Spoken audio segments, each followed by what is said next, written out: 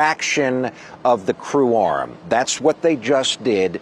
The rocket's here, the pad is here, and the structure is here, so the arm connects both so the astronauts can walk across the crew arm and get into the capsule. They cannot launch if they don't move that arm out of the way, so the capsule and the rocket are clear to head to space. They have done that, it sounds like, really just trying to be hopeful. The reason they also did it is because they need to save time. So first, they need to move that arm out of the way. Second, they need to decide, yes, we're going to go ahead with tanking. And then once they make that decision, they must arm that launch abort system, which again lifts the capsule up and away in case there's a problem. And then they start putting fuel on board that rocket.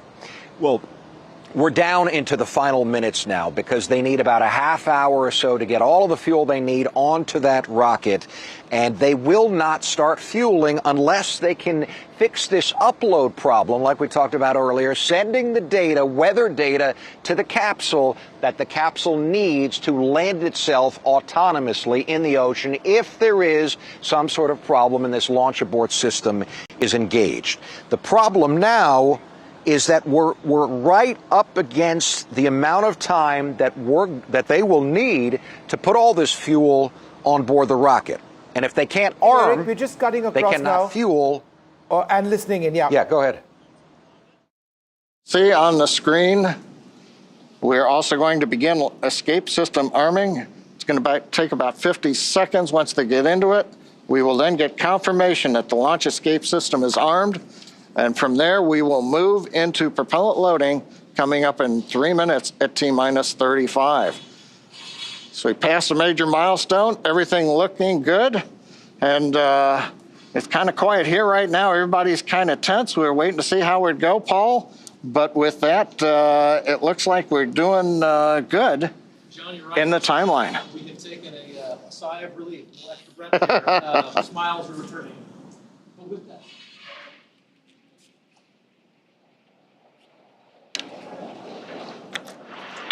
Launch escape Has system been is uploaded. verified armed. It appears. We're just waiting to hear back a little bit more. The big breaking news coming in is that very good. With all of those call-outs and the progress now being made again towards launch, let us tell you more about their destination, the International Space Station. And with that, we'll send you to NASA's go back to Johnson Eric Space Center and for a Sandra moment. They're Jones. celebrating. The astronauts are celebrating. The wind file data appears to have been transferred successfully to the crew module. Without that, the launch abort system, which is an emergency system, would not be functional. With that important piece of data, they can move quickly to fully readying the rocket for launch. Eric, let me come back to you. Eric von Anker, WKMG TV News 6, Orlando. Eric, the last I heard is everything looking good. Are we through that yes. little nightmare? Yes, Vishnu, and you called it. We're looking at the pictures ourselves here at the Kennedy Space Center of the astronauts, clearly relieved, clearly excited, because that was really the big hurdle. I mean, they got to be saying to themselves right now, we're going. So they didn't. There was no announcement. Eric, they fixed that with less than 1 minute to go. They fixed that with less than 1 minute to go. This mission would have been scrubbed in a minute, right? To talk about a last second sort of, look, it's not over yet because we've still got about half an hour, 34 minutes for the launch. Be that as it may, this was a deal breaker for today. But carry on. Yeah, go ahead, Eric. Right, and this is how it happens so often. I mean, so many of these launches come down to the last few minutes, sometimes the last few seconds. You're right, that window was closing really fast, very, very quickly, and it turns out they must have gotten the data uploaded, again, the weather data, to arm the launch abort system, which they did smartly. You know, they thought ahead. You know, we talked about things that pop up. This had never popped up, but obviously you got some smart people in mission control thinking we need to start moving the arm because we're going to be up against that clock. They moved the arm out of the way. They polled the team. You know, what that is they go around the room and they say, oh, we go for fueling. And so the whole team says, go, go, go, go. They all decided to go. And then that's when they arm the launch abort system. It just takes a few seconds.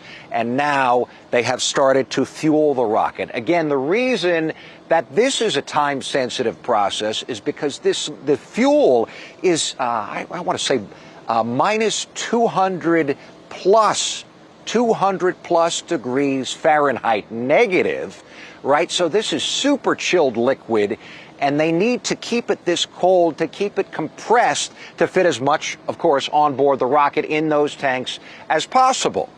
So in order to do that, and SpaceX is really the only rocket builder that does this, they have decided to put the astronauts on board first, which is totally different than how they launched the space shuttle, by the way. They would fuel and then bring the astronauts in. But this is a much more efficient process because they want to wait till the last minute to keep the liquid fuel, the liquid kerosene and the liquid oxygen on board those tanks as cold as possible. So that's why you bring in the astronauts first. You sit them on top of that rocket, put them in that capsule, arm that launch abort system, which they did, and then they connect the hoses and they start letting that propellant, super cold, just gush some more into information that coming in. rocket. Pallav, But go again, Vishnu, what I heard from SpaceX is that they are still going ahead with the launch at 1 minute past 12 o'clock. So things are running on time.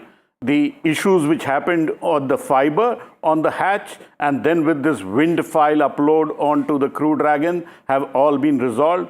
Both the aerospace grade kerosene and liquid oxygen is being loaded onto the spacecraft, and now we should have a launch unless some other glitch pops up, but we'll have to wait till T minus 30 seconds when the final liftoff signal is given.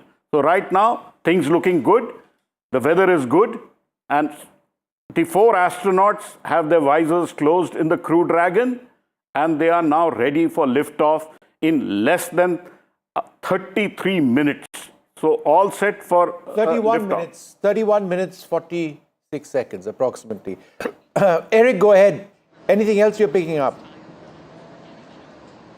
No other issues. Like we said, they are fueling as we speak. The update you just got seconds ago from that gentleman, that's what we're hearing out here as well, that the super cold liquid is flowing into these tanks. But like I said, SpaceX does it differently because they need to keep the fuel as cold as possible before they lift that rocket off the ground so they can pack as much as possible into the rocket.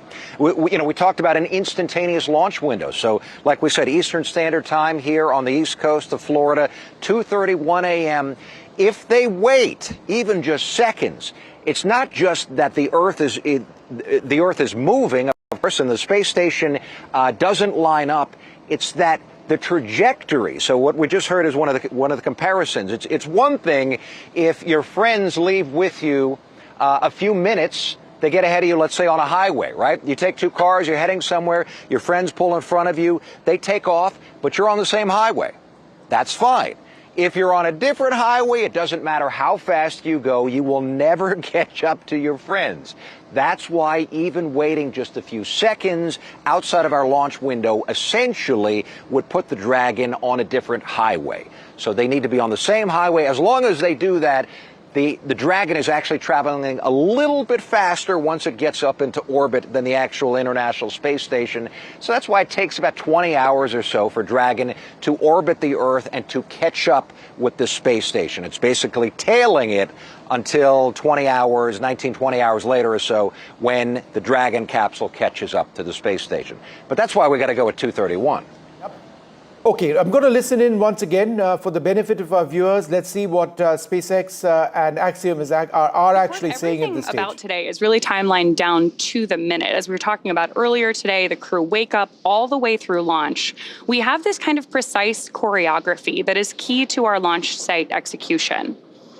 Each of the calls we're hearing, the visual cues that we're seeing, and that we're acknowledging to you who are joining us from around the world, serve as critical synchronization. Stage 1, cryohelium loading. There's confirmation there that we're loading the cryohelium on board stage 1 of Falcon 9. And each of these milestones are critical synchronization points for both the ground and crew teams. As they say, slow is smooth and smooth is fast. It's hard to believe that it's been 5 years since Dragon radically changed how humanity gets to space. After the space shuttle program ended in 2011, NASA astronauts primarily used the Russian Soyuz spacecraft for travel to the International Space Station. Until 2020, Dragon was the Russian Soyuz spacecraft was the only human-capable launch vehicle available. Meanwhile, SpaceX's Dragon was being developed, and then in 2010, it became the first commercial spacecraft to be recovered from orbit. In fact, just for fun, because it's cool to know, the Dragon that flew on that first commercial mission is actually the one hanging behind us here in front of Mission Control in Hawthorne. Since then, Dragon has supported 17 human spaceflight missions and flown 66 crew members representing 17 countries. Overall, Dragon has flown 52 missions, carrying over 1,000 experiments and over 300,000 pounds of cargo to space.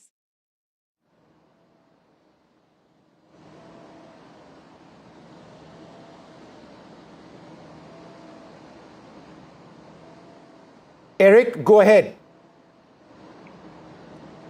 Yeah, so we are still go. Okay.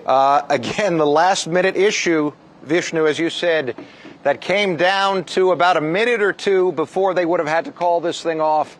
They worked out, just to recap, if people are just tuning in, essentially was trying to upload some weather data to the top of the capsule that the capsule would have needed in case the launch abort system had to be activated during launch. That did not happen. They apparently got the data just in the nick of time to the capsule. They were able to arm the launch abort system, and then they were able to start fueling. So they will fuel this rocket right down to the very last few minutes, even last few seconds before launch time. Then essentially power transitions to the rocket, to the Falcon 9 and the SpaceX capsule, and then the computers fire up, and then these astronauts are headed skyward. I mean, all of this is going to happen very quickly. It really, there's really not a whole lot that typically, I don't want to jinx it, but there's really not a whole lot that typically goes wrong in these last few seconds. Once they start fueling, they see very quickly, is fueling going successfully? It is. And so typically they top off the tanks, and then they go. Transfer power, set up the ground launch sequencer, and then they lift off. All right. So just in terms of what's happening inside the crew module at this stage, their visors, Pallava, my colleague here, tells me, likely to be down at this stage. They'll be going through their final checks. But essentially at this stage, and Eric, correct me if I'm wrong, it's all automated, right? Correct. Yeah, it's funny. My photographer and I, we were just talking because obviously we're recording the feed that that we're watching from Axiom and watching for movement inside the capsule, watching for movement outside the rocket. The thing is, for the last hour and a half or so, there's really nothing going on. Now it's just the computers in mission control and the team, those 4 astronauts who are now facing skywards because their seats have retracted, because they want NASA and SpaceX and also Axiom, as they lift off, they want the G-forces to go through their chest as they're laying back instead of straight up and down. Other than that, they're not doing a whole lot. Maybe running through some of the procedures. They have iPads strapped to their knees. This is an entirely automated process. I mean, I know we have a pilot. I know he's your pilot, but there's not a whole lot to do because this sequence, as I said, the ground launch sequencer takes over in the final seconds before the countdown, and this rocket essentially flies itself to the International Space Station. It can even dock autonomously with the space station, but most of the time it is the pilot that guides the spacecraft as they start to get close to the space station within proximity with a controller. And that is, of course, a very precise process because you certainly don't want to knock into the space station. That would be a major problem. But getting there, they're just going to sit back and they're just going to enjoy the ride and look skyward. The reason that their visors are down now is because, again, if, God forbid, the launch abort system must fire, the kick in the seats is just, it's got to be unbelievable. Probably better than the best roller coaster in the world. Do we know what G-forces that would coming. be, Eric? I mean, if they had to use the crew aboard, upwards of 6-7 G at least. It's got to be. You know, I can tell you, I flew with the Air Force Thunderbirds here in an F-16, and we hit 9 Gs in a very tight banking turn, and that was just about all I felt my body could handle. Yeah. So, you know, I know it's up there. I know it's really intense because you know, think about this, Vishnu. So, again. Not a scenario we like to talk about, but certainly a scenario that SpaceX and NASA have planned for. This is why the launch abort system exists. But if there were some major anomaly, and we have seen some, not with people on board the top of this rocket, but the SpaceX Falcon 9 rocket, there was an incident several years back when they were fueling and the rocket exploded. So Elon Musk tweeted right after that, and he said our launch abort system is so good that it was a satellite that was on top of the rocket at the time, but had there been the Dragon crew capsule with astronauts inside, they would have instantaneously been blasted out of, as I said earlier, harm's way. So these thrusters fire up in milliseconds. I mean, you blink, and the capsule is already lifting off, because of course. An explosion is instantaneous, except what SpaceX did when that happened several years back, they slowed the video down, and you could see that capsule would have had time within milliseconds to lift off by the time that the rocket started to disintegrate and might have put anyone in danger had there been a capsule on that rocket. All right, Eric, hold on for a second. It's intense. We need to take a short commercial break and about, 20 minutes, 57 seconds. And it's all happening now, ladies and gentlemen. It is absolutely huge. After a lot of last-second hitches, it appears that Shubhanshu Shukla, Group Captain Shubhanshu Shukla, is set to blast off along with a wonderful international crew in just a little while from now. We'll take a short break, come back with the very latest.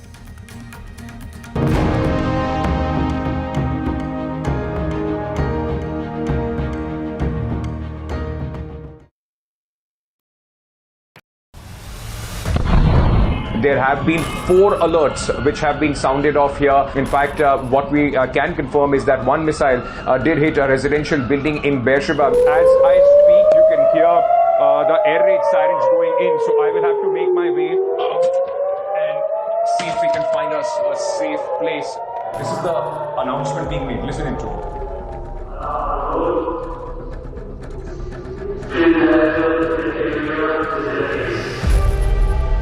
We are coming to you live from this location which was hit in Beersheba, a residential high-rise. Ruins of this building tell you the cost that this war, the 12-day war so far, has taken. I've been reporting on all issues big and small from Andhra Pradesh, Telangana, rest of South India, bringing you all the action, all that you need to know, all that you want to know. The energy of Maximum City is infectious. I'm bringing that energy in our news coverage from financial capital Mumbai. Covering from the southernmost part of India.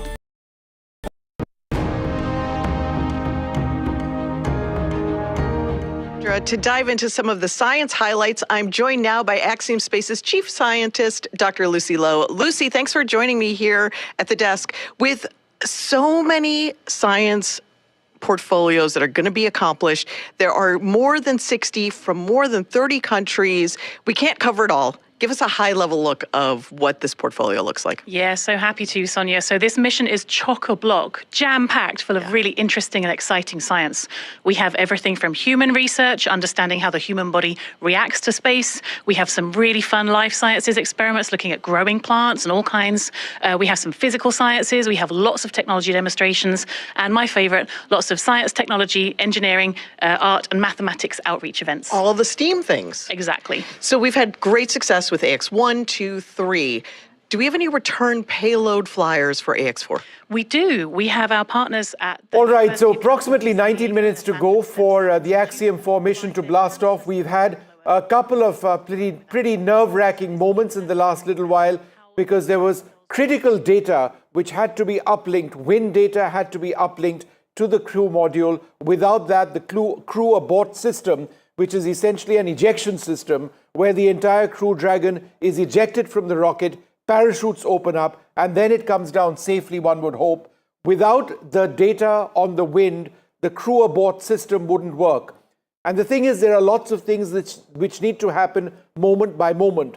So if that data wasn't there in place, then the rockets wouldn't be refueled. And we got to a situation where if the data had not been uploaded in 1 more minute, then the mission would have been scrubbed today. With approximately 1 minute left, they uploaded the wind data, the crew module was activated, the arm of the rocket, the arm from the launch pad moved away a little while earlier on, and instantly then is when the propellant started being loaded. And that's taking place right now. In approximately 18 minutes from now, it should blast off. There are no further errors or anomalies which we are aware of at this juncture. Let's go back to that live feed from SpaceX and Axiom and listen in. Microalgae.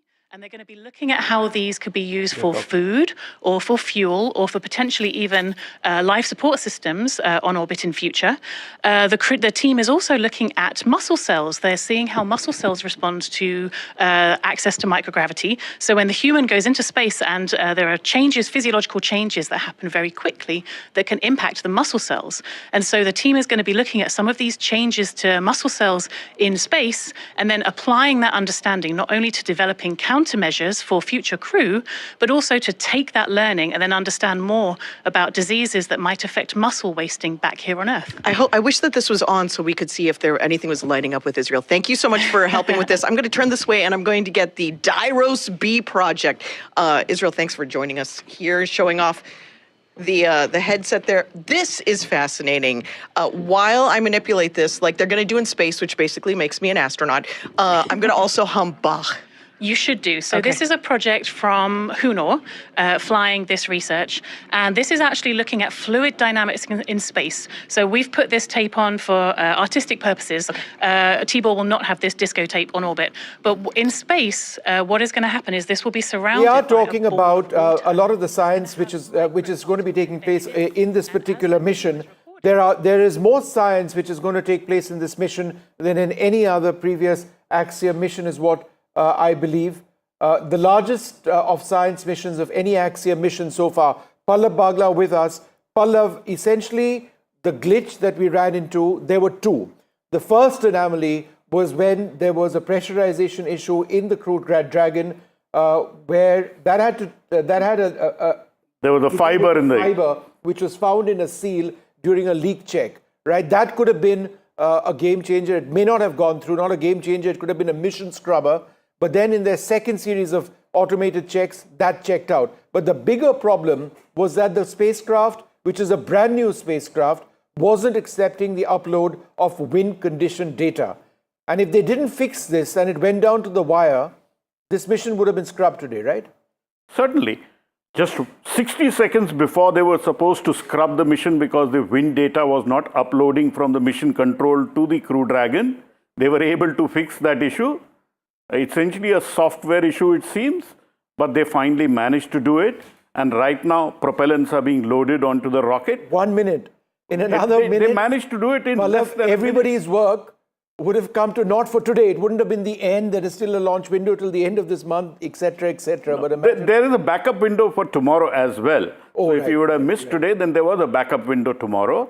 Everything is not lost. But yes, right now all systems go. We should have a liftoff at 1 minute past 12 o'clock India time. And the astronauts are already on board the Crew Dragon. Group Captain Shubhanshu Shukla is going to pilot this mission. The Crew Dragon is fully ready to go to the International Space Station. Right now, it's the rocket which is being fueled. How many days does it take? Just remind me.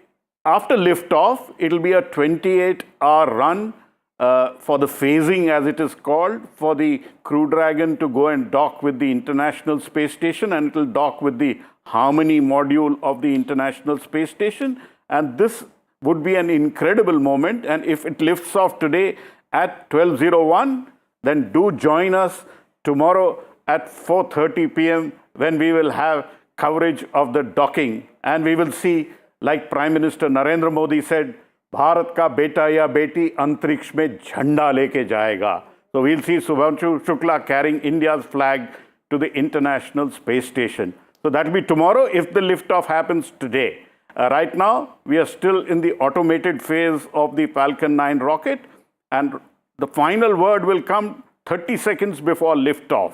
But right now, all systems go. The two hiccups which happened when there was a fiber which was stuck on the seal of the side hatch, that was resolved, and that could have been a game changer. And then finally, this software upload which was to happen, that was also resolved less than 60 seconds before liftoff.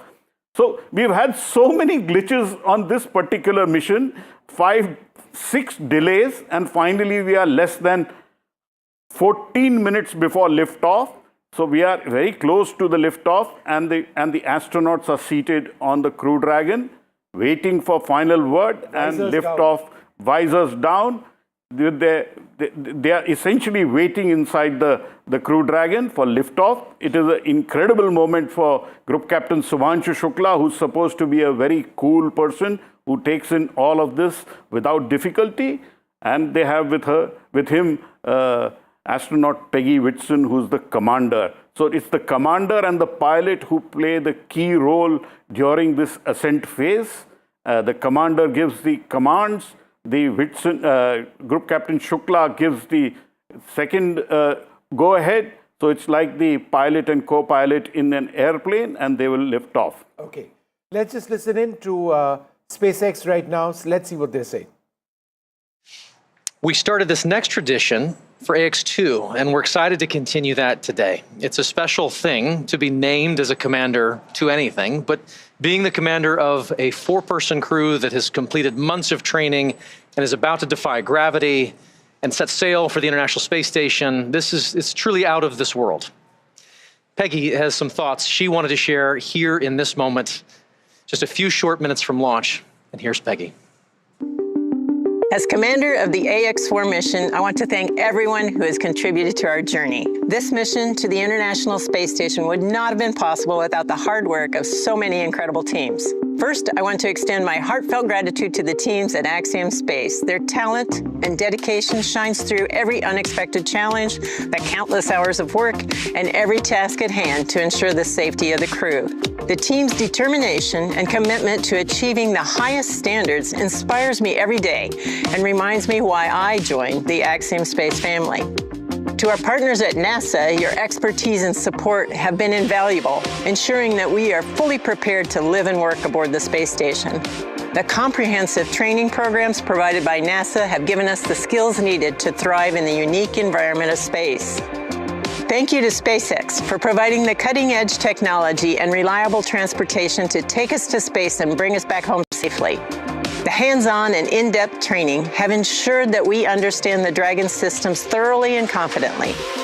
We also owe a great debt of gratitude to our international partners. Your collaboration and contributions have been essential in our training to ensure mission success. Lastly, to all the other teams involved, from engineers to scientists and everyone behind the scenes, your hard work and dedication have not gone unnoticed. You're the unsung heroes of this mission, and we are deeply grateful for your support.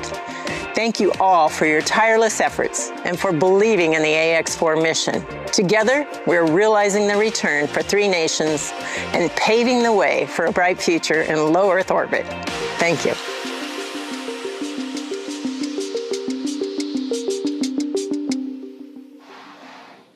Awesome words from our commander there. And of course, with that, we are just under T-minus 11 minutes until our liftoff at 2:31 a.m. Eastern today from Launch Complex 39A at Kennedy Space Center.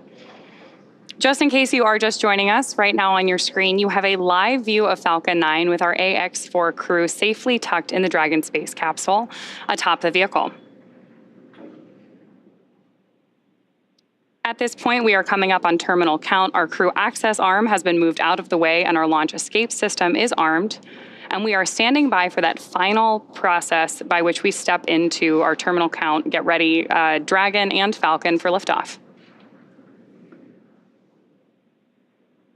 Dragon SpaceX, confirm crew displays are configured for launch.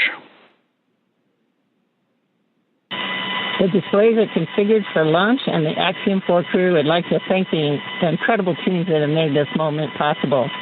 To the Axiom space team, you've poured your hearts into this mission. Your passion and dedication have lifted us higher. We wear this patch with pride because of you. To NASA, thank you for the decades of knowledge, the training, and the trust. You've shaped generations of explorers, and we're honored to carry that legacy forward.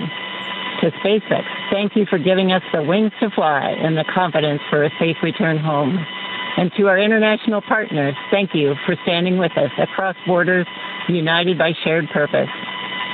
And to every person behind the scenes, engineers, trainers, families, and friends, you are the quiet force behind this mission.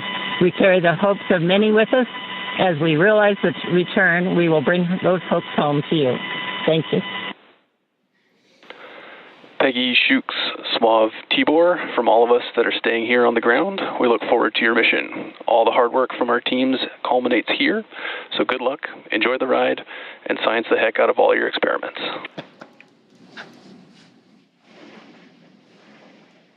Wilco. And a Wilco from Peggy Whitson. We're coming up on the T-minus 8-minute mark. Next major event that'll be occurring on the Falcon 9 is the engine chill event. That happens at T-minus 7 minutes. We open the pre-valves, feeding both the RP1 kerosene fuel as well as the liquid oxygen. And that'll go to the Merlin 1D engines. The liquid oxygen, we actually open a valve and we allow some of it to bleed off overboard out into the warm Florida air here in the early morning. And that'll begin chilling in the turbo pumps on those 9 Merlin engines to get ready for when we ignite the engines starting at T-minus 2 seconds. Also interesting to note, just several minutes ago, as we talked about early in the webcast, the International Space Station flew over Kennedy Space Center. And so that means the orbit planes are lined up. We're ready to go in just 7.5 minutes from now.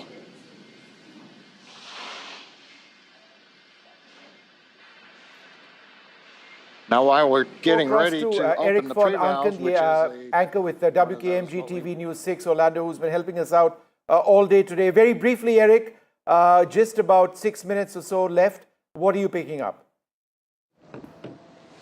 Vishnu, you just heard it. We are in really, really good shape. So now looking at the countdown clock. So this clock is exact. I know there's a little bit of delay by the time it goes around the world, but 6 minutes and 45 seconds. So they just started, you heard this from the commentator, basically sending this super cold fuel into the engines, the 9 Merlin engines at the base of that Falcon 9 rocket. Why is that so important? Because they're metal, right? And you would shock the heck out of them if you just shot this, like I said, 200 plus or so Fahrenheit, negative 200 plus Fahrenheit liquid at these engines, right? We know that metal contracts. We know that metal expands. So slowly, they're feeding some of this super cold liquid into the engines just to acclimate that. What they call that is a chill down of the engines so they are not shocked and they don't expand or contract as the fuel is moving and those turbo pumps spin up to force the fuel into the engine.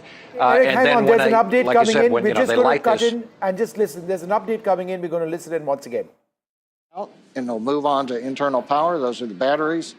We do have solar arrays, and you can see them right now as some of the mist clears. You can see the black portions of Dragon. So we've got solar arrays on part of the Dragon trunk, and then we also have batteries inboard.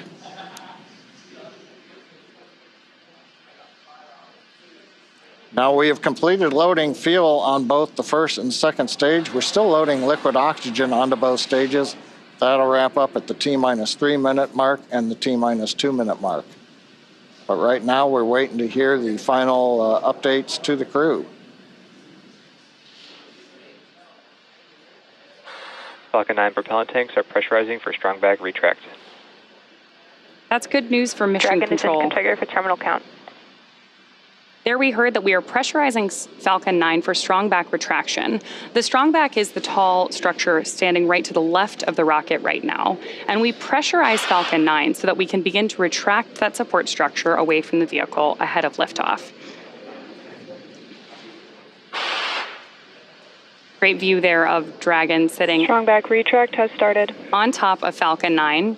And we'll look for those clamp arms around the base of Dragon just beneath those solar panels John was just talking about to begin opening up so the strong back can pull away. The strong back is used both to move Falcon 9 out to the launch pad ahead of liftoff and to provide all of the fuel and comm umbilicals that we're using in the lead up to launch. There are those clamp arms opening up. And then we'll see the strong back pull just about 2 degrees away from Falcon 9 in the final lead up to launch. Then at liftoff, it'll move to a full 45 degrees away from the rocket. Great live shots there of the capsule on board the rocket here.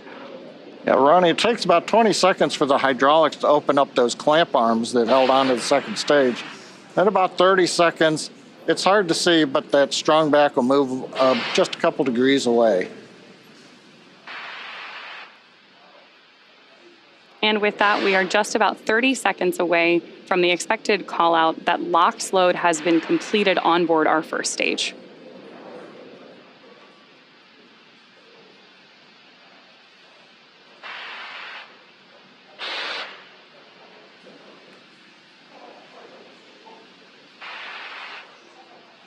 As we mentioned earlier, that mist forming around the outside of Falcon 9 is totally normal. That's just some of that. Stage 1, LOX load complete. Some of that liquid oxygen that has now been fully loaded on board to stage 1, venting out into the warm Florida air and condensing into clouds. So we continue to check off events here in the last minutes of the countdown. Dragon is in terminal count and is on internal power. And the confirmation a minute ago, we started the move into transition. And there on the left side of the screen and the right, you can see some of the watch parties, Paul. Yeah. Absolutely. On our left side of the screen, you can see the school in India. And then the right side of the screen is the planetarium in Poland with students and fans of this crew cheering on what's about to be a momentous moment. And good in the planetarium, keeping it dark in there for them. Okay, we're waiting to hear the confirmation that second stage LOX load is complete. That should be coming up momentarily. Stage 2, LOX load complete. There's that confirmation from Mission Control right on schedule. So the next major visual milestone we're likely to have from the outside of the spacecraft is going to be venting. Dragon is in auto idle. Confirmation there from Mission Control that we are in auto idle on board Dragon in that final minute and a half before launch. Now we are expecting gas closeouts to be followed by some loud venting, and we're likely to see a larger cloud of liquid oxygen. Gas closeout has started, expect loud venting. There's instructions to the crew also right on schedule. And a great nighttime shot of Dragon sitting there at historic Launch Complex 39A with the AX4 crew safely tucked inside with just over a minute to go until liftoff.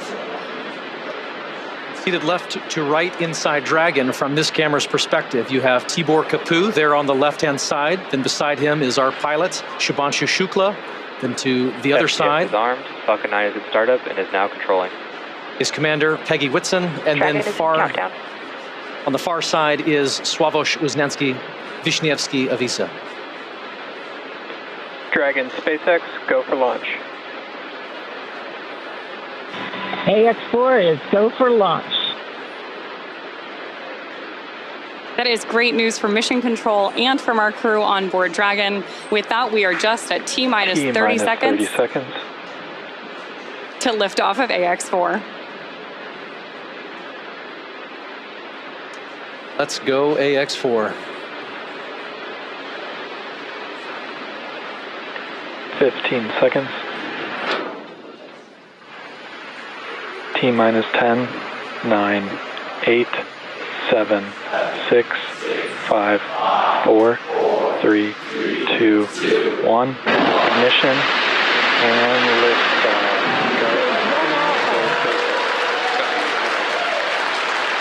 For three nations, a new chapter in space takes flight. Godspeed, AX4.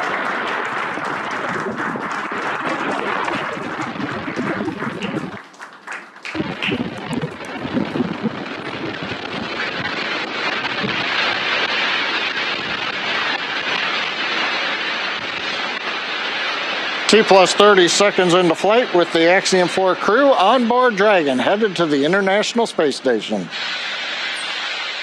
Waiting to hear callouts from the Falcon 9 engineering team. Power and telemetry nominal.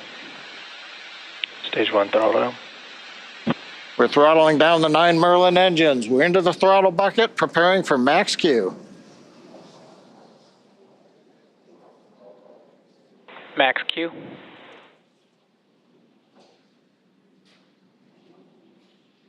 Vehicle is supersonic. We should begin throttling the Merlin engines back up now. Stage 1 throttle up.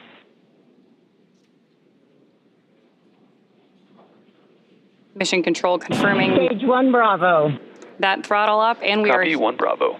hearing our Commander Peggy Whitson call out the first abort mode. Each of these are a specific phase where if for any reason we had an in-flight abort, underway.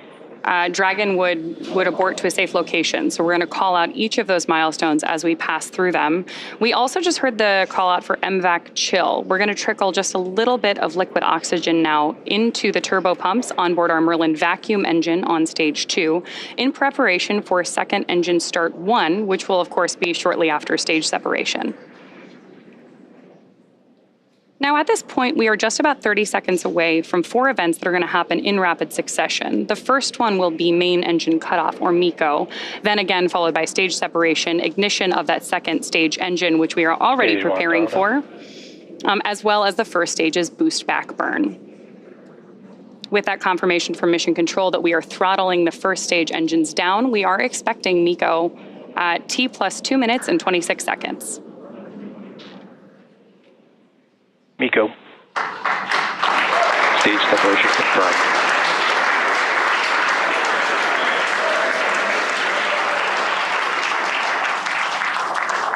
Stage 1 boost back startup and back ignition. There we had confirmation of all 4 of those events.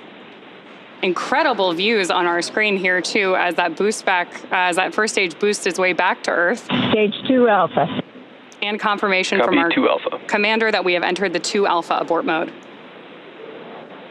Of course, we're getting lots of cheers from behind us here at Mission Control here in Hawthorne, California as well.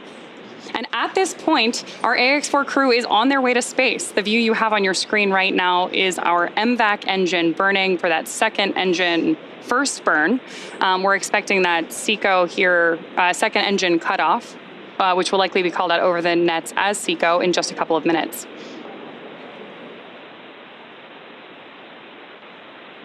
Stage 1 boost back shut down. Confirmation that the boost back burn on our first stage booster is now complete, and the booster is heading back toward the Florida coast to attempt a landing at LZ1. At this point, stage 1 is actually still coasting to apogee. We're about to deploy those grid fins so that we can steer the vehicle as it enters the Earth's atmosphere. Dragon, SpaceX, nominal trajectory. And that call out from Mission Control means Dragon that copies, nominal trajectory. everything is right on track. T plus 4 minutes, everything continuing to go well, and we've got our first view of the crew. They're inside Dragon, second stage continuing to fire. Right now, second stage, just a little bit more than 1 G. There's so much propellant that even with a 220,000 pound thrust engine, it takes a while before the G loads start to build up during the second stage flight. Meanwhile, first stage continuing to coast up to apogee, and that actually now, as you can see on the bottom left of your monitors, we have begun coming back down. It takes a couple minutes to go up, a couple minutes to come back down. That first stage heading back to landing zone 1 at Cape Canaveral. Dragon, SpaceX, nominal trajectory. Words we love to hear. Dragon copies, nominal trajectory. Peggy Whitson echoing back the call up from the ground. Now our next major event coming up will be in about 1 minute and 10 seconds. That's going to be the entry burn. That's where we're going to light a single center engine on the first stage. That's going to slow us down in preparation for entering the Earth's atmosphere again. We'll then have a landing burn about 1 minute later at T plus 7 minutes and 19 seconds.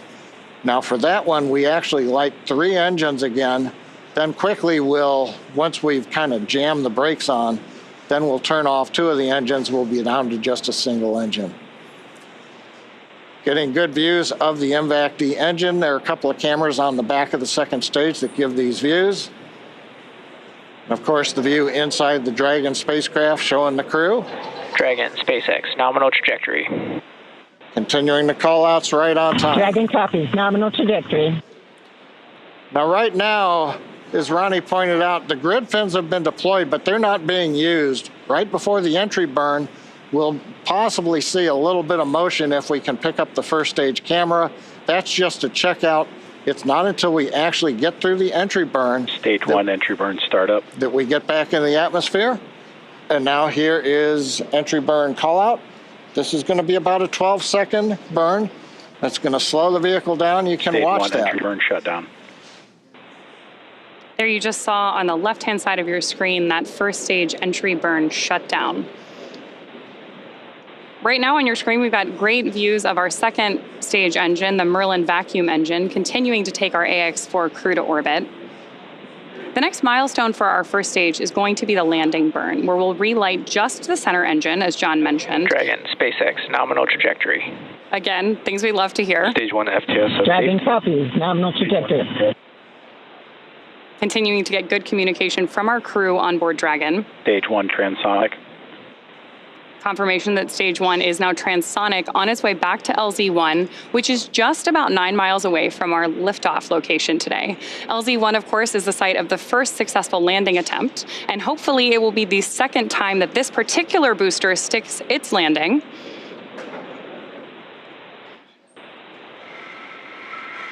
Seeing those actuating of the grid fins that John mentioned. Stage 1 landing leg deploy. Stage 2 FTSS safed. Stage 1 landing confirmed. That was a picture-perfect landing. That was great. Absolutely stunning.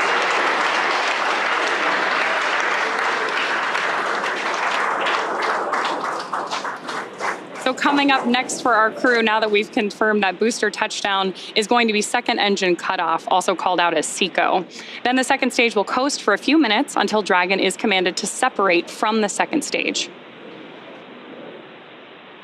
There's our AX-4 crew awaiting that SECO call out here. Stage 2 is in terminal guidance.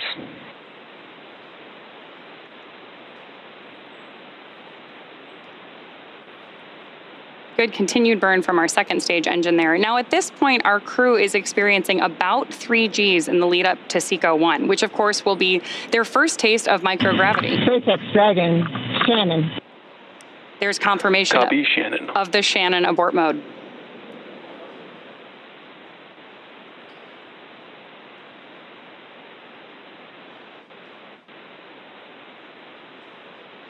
MVAC shutdown.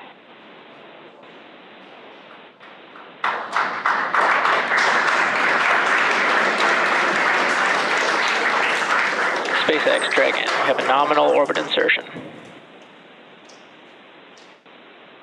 Nominal orbital insertion, SpaceX, and we had an incredible ride uphill, and now we like to set our course for the International Space Station aboard the newest member of the Dragon fleet, our spacecraft named Grace. Grace is more than a name. It reflects the elegance with which we move through space against the backdrop of Earth. It speaks to the refinement of our mission, the harmony of science and spirit, and the unmerited favor we carry with humility.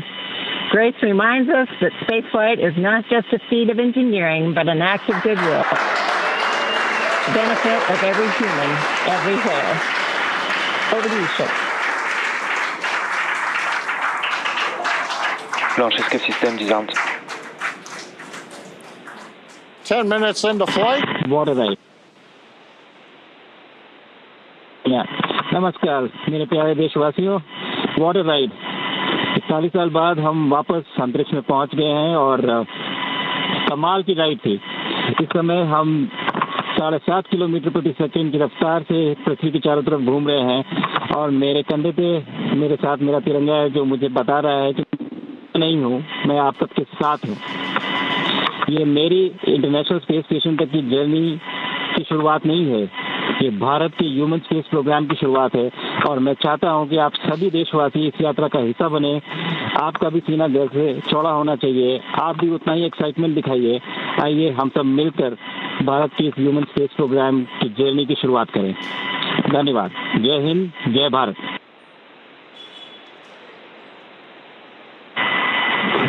Thank you, Shuk. Drogie Polki i Polacy, dziś robimy ogromny krok w stronę przyszłości technologicznej Polski. Polski opartej na nauce, wiedzy i wizji. Niech ta misja będzie początkiem epoki, w której nasza odwaga i nieustępliwość kształtują nowoczesną Polskę. Dla nas i dla przyszłych pokoleń. Kosmos zawsze jednoczył ludzi. Zabieram dziś z Ziemi cząstkę każdego z was. Waszej siły, waszej nadziei, waszego zaufania. W kosmosie nie jestem sam. Reprezentuję nas wszystkich. Z całego serca dziękuję wam za zaufanie. Kosmos dla wszystkich. Space for everyone. And with that, over to you, Thibaut. Stanisław, 15 millió magyar emelt ma idáig. Támogatásotok olyan, mint a szürke hamu alatt nyugvó parázs. Belül csendben ízik, de ha fát dobnak rá, egyként lángol. Hálás és büszke vagyok, hogy a hazánkat képviseltem. Családomnak és barátaimnak köszönöm, hogy ti vagytok a legerősebb támaszaim.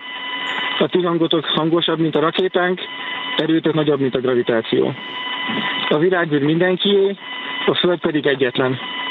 Mi a bolygónk 4 különböző pontjáról indultunk, de társakként, barátokként érkeztünk ide. A mi küldetésünk a tiétek is. Köszönöm mindenkinek szerte a világon, akik hozzájárultak ez a gyönyörű naphoz.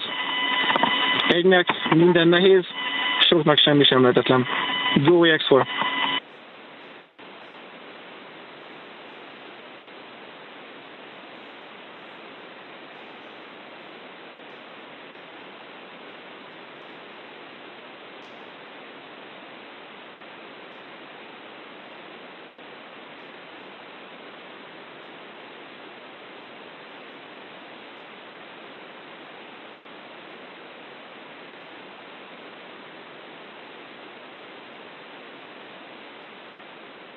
And we are getting some views inside of the newly named capsule that the crew announced today. On behalf of the entire SpaceX launch team, thank you. It's been a privilege to work with you so far, and we're excited for you to have a safe flight and a safe return home. Good things come to those who wait. Godspeed to the maiden crew of Grace.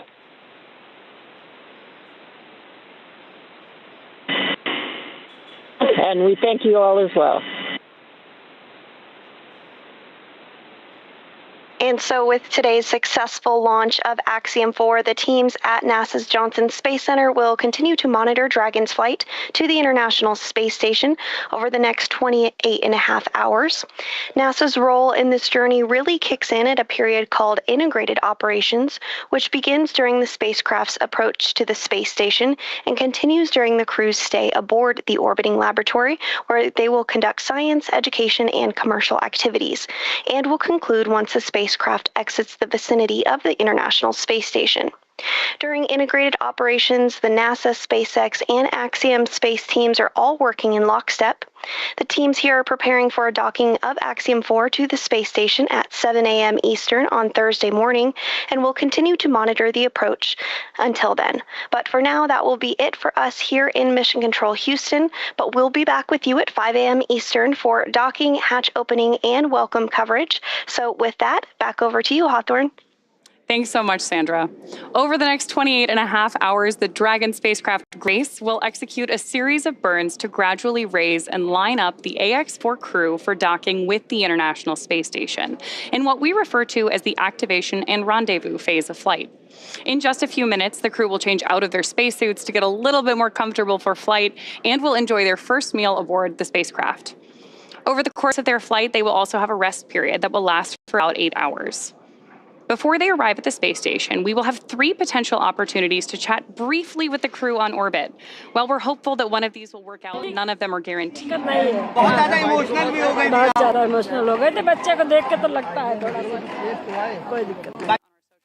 Channels, no.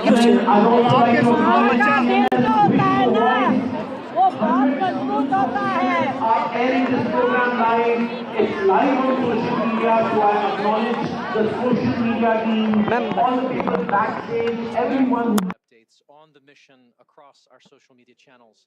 And then as Dragon and the AX-4 ये माँ के खुशी के आंसू हैं, हम सब लोग इनके साथ डांस कर रहे हैं।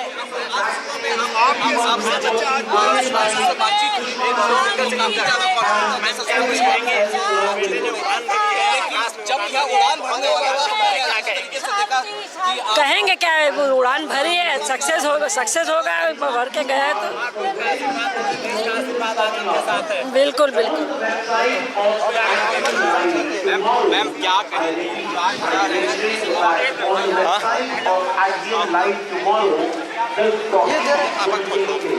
So I believe that all of you will log into the Axiom website and watch this talking live.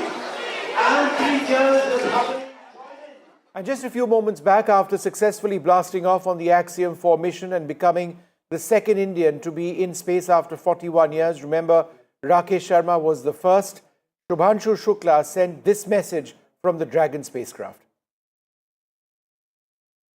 मेरे प्यारे देशवासियों, what a ride! 40 साल बाद हम वापस अंतरिक्ष में पहुंच गए हैं और कमाल की राइड थी।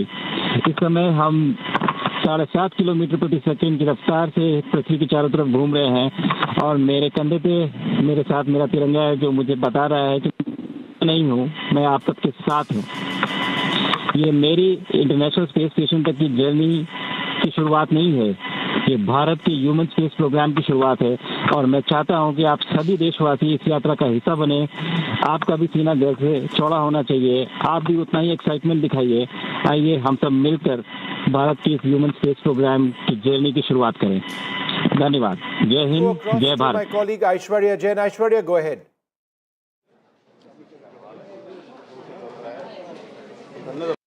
At the CSIR, and currently you can see the delegates from Australia, Governor of South Australia, as well as the High Commissioner of Australia, Green Phillip, along with Jitendra Singh, over here, along with several of the other officials from the CSIR team who watched this live stream of the launch of Axiom 4, and they all heard about this message coming from Group Captain Shubhanshu Shukla.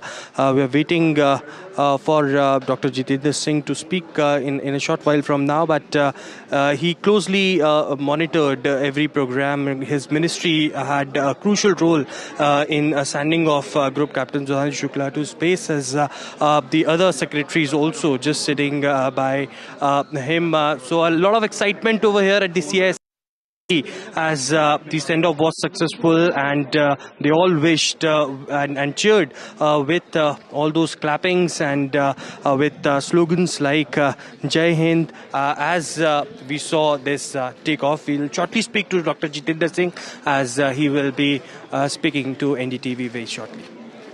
We'll come back to you in just a moment from now. There is a lot of celebration. The images on the left-hand side of your screen are from the school of Shubhanshu Shukla. That's in Lucknow. The SpaceX mission thus far, I beg your pardon, the Axiom 4 mission thus far, after a couple of very difficult moments just preceding the launch itself today, appears to be going quite successfully. Shubhanshu Shukla is now the first Indian in space in 41 years, the second Indian in space. It's a journey of approximately 28 hours, a little less than that now, before they are able to mate with the International Space Station. But it's going to take a little bit of time. There is an entire process which needs to be followed. There'll be crew rest periods on board. They'll be checking out various systems. The Crew Dragon rocket spacecraft by itself is extremely automated at this stage. But there was a great deal of tension earlier on when critical data on wind conditions, which had to be transferred to the crew module, was not being uplinked. And it went down to the final minute. If that data wasn't transmitted and wasn't uploaded successfully, then the crew abort system, in other words, the system through which the crew module could separate from the rocket in the event of an emergency, would not have been activated. And that was a go, no-go moment. In other words, if that data wasn't transferred, the crew module abort system wouldn't have been activated. If that wasn't activated, then the mission wouldn't have been able to go across, wouldn't have been able to perform today, wouldn't have been able to fly today. They'd have to rely on a backup time for tomorrow. With 1 minute left, they managed to upload that data. The crew module was activated, and the rocket after that has seen flawless performance with its first stage booster also landing back. That's something which successfully, that's something which SpaceX is a world leader on, the vertical, the recovery and vertical landing of different stages of the rocket itself. We've heard the first message from Shubhanshu Shukla as well in Hindi, where he's been addressing people across the country. The bottom right-hand side of your screen, you've got laddus being distributed by the Minister of State in the Prime Minister's office. Let's listen in. On the successful launch of Axiom.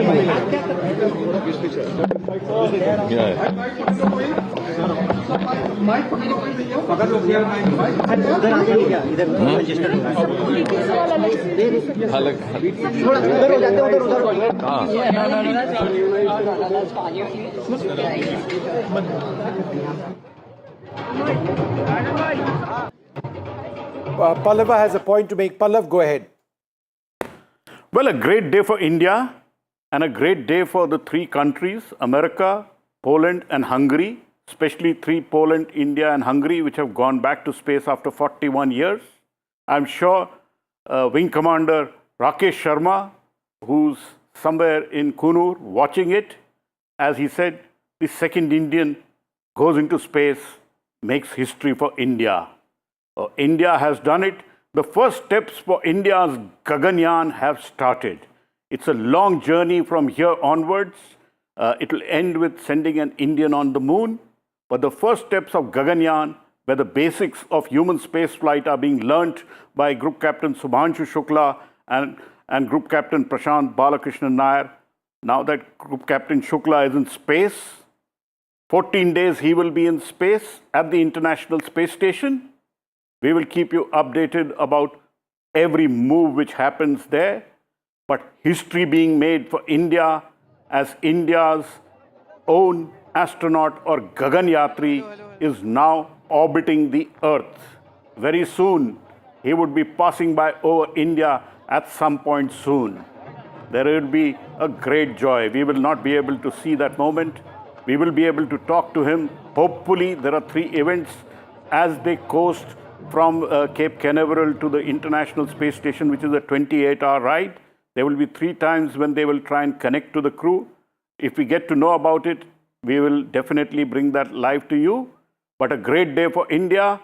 And trust me, a great day for Vishnu, who has been covering aerospace for a very, very long time. And a great day for somebody like me who covers ISRO and space for a long time.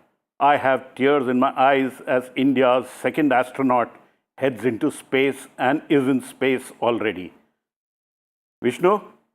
No, that this is, now Pallav, it is in fact an incredible moment. And let's just hope everything else goes well so far. We heard messages from his mother as well, Shubhanshu's mother. And it's been trying, it's been a nervous couple of hours for us. At one stage, it just didn't seem it was going to take place when that wind data wasn't being transmitted. And it was a go, no-go moment. But it all went well. And I think what we haven't spoken about so far is that the first 4 minutes after a rocket blasts off are absolutely critical from a safety standpoint. And everything needs to work flawlessly, which it did. Let's listen once again to Shubhanshu's message. मेरे प्यारे देशवासियों, what a ride. 40 साल बाद हम वापस अंतरिक्ष में पहुंच गए हैं और कमाल की राइड थी। इस समय हम 7.5 किलोमीटर प्रति सेकंड की रफ्तार से पृथ्वी के चारों तरफ घूम रहे हैं और मेरे कंधे पे मेरे साथ मेरा तिरंगा है, जो मुझे बता रहा है कि नहीं हूँ, मैं आप सबके साथ हूँ। ये मेरी इंटरनेशनल स्पेस स्टेशन तक की जर्नी की शुरुआत नहीं है, ये भारत के ह्यूमन स्पेस प्रोग्राम की शुरुआत है और मैं चाहता हूं कि आप सभी देशवासी इस यात्रा का हिस्सा बने। आपका भी सीना दिल से चौड़ा होना चाहिए, आप भी उतना ही एक्साइटमेंट दिखाइए। आइए हम सब मिलकर भारत के इस ह्यूमन स्पेस प्रोग्राम की जर्नी की शुरुआत करें। धन्यवाद। जय हिंद, जय Bharat. All right, so that first message, it's been 4 decades plus since we heard an Indian have a message for fellow Indians from space. That was Rakesh Sharma, and now we've got Shubhanshu Shukla, who's not wasted any time. Just after getting into orbit, he's had that message. We're going to play that again. Let's listen in. Tears in my colleague Pallab Bagla's eyes. मेरे प्यारे देशवासियों, what a ride. 40 साल बाद हम वापस अंतरिक्ष में पहुंच गए हैं और कमाल की राइड थी। इस समय हम 7.5 किलोमीटर प्रति सेकंड की रफ्तार से पृथ्वी के चारों तरफ घूम रहे हैं और मेरे कंधे पे मेरे साथ मेरा तिरंगा है, जो मुझे बता रहा है कि नहीं हूँ, मैं आप सबके साथ हूँ। ये मेरी इंटरनेशनल स्पेस स्टेशन तक की जर्नी की शुरुआत नहीं है, ये भारत के ह्यूमन स्पेस प्रोग्राम की शुरुआत है और मैं चाहता हूं कि आप सभी देशवासी इस यात्रा का हिस्सा बने। आपका भी सीना दिल से चौड़ा होना चाहिए, आप भी उतना ही एक्साइटमेंट दिखाइए। आइए हम सब मिलकर भारत के इस ह्यूमन स्पेस प्रोग्राम की जर्नी की शुरुआत करें। धन्यवाद। जय हिंद, जय Bharat. Jai Hind, Jai Bharat. Wonderful words there from Shubhanshu Shukla. Pallav, run us through what's going to happen now. Well, the crew are on board the Crew Dragon. By now, they would have doffed or changed from their space suits. They would be having their first meal in space. So, meals which would be floating around them, and meals would be specially packed. And Group Captain Shukla having his first meal in space. Then they will have an 8-hour rest period, and subsequent to that, it's a 28-hour run to the International Space Station, where they dock with the Harmony module of the International Space Station. So far, everything has gone off well. There have been many hiccups on this particular Axiom 4 mission. It was to launch on May 29th. It didn't. Several delays. Finally, at 1 minute past 12 o'clock today, 1 minute past noon, the liftoff happened from Cape Canaveral. Same launch pad, 39A, from where astronaut Neil Armstrong went for his ride to the moon. So Group Captain Shubhanshu Shukla, truly an astronaut now. We can call him an astronaut because he's already in space. And Group Captain Shukla is now orbiting Earth. He will take several rounds of the Earth before he heads straight towards the International Space Station, where the docking process is a complex dance between the Crew Dragon and the International Space Station, because both are traveling at a velocity of 28,000 kilometers per hour. And finally, the docking would happen and we would see the astronauts entering the International Space Station. So far, everything has gone on track for today's launch. There were tense moments. First, when there was a fiber which was stuck in the hatch, on the side hatch, and subsequently there was a software glitch when a file, a weather or wind data file, was not getting uploaded onto the Crew Dragon. It happened just 1 minute left before the scrub would have been called.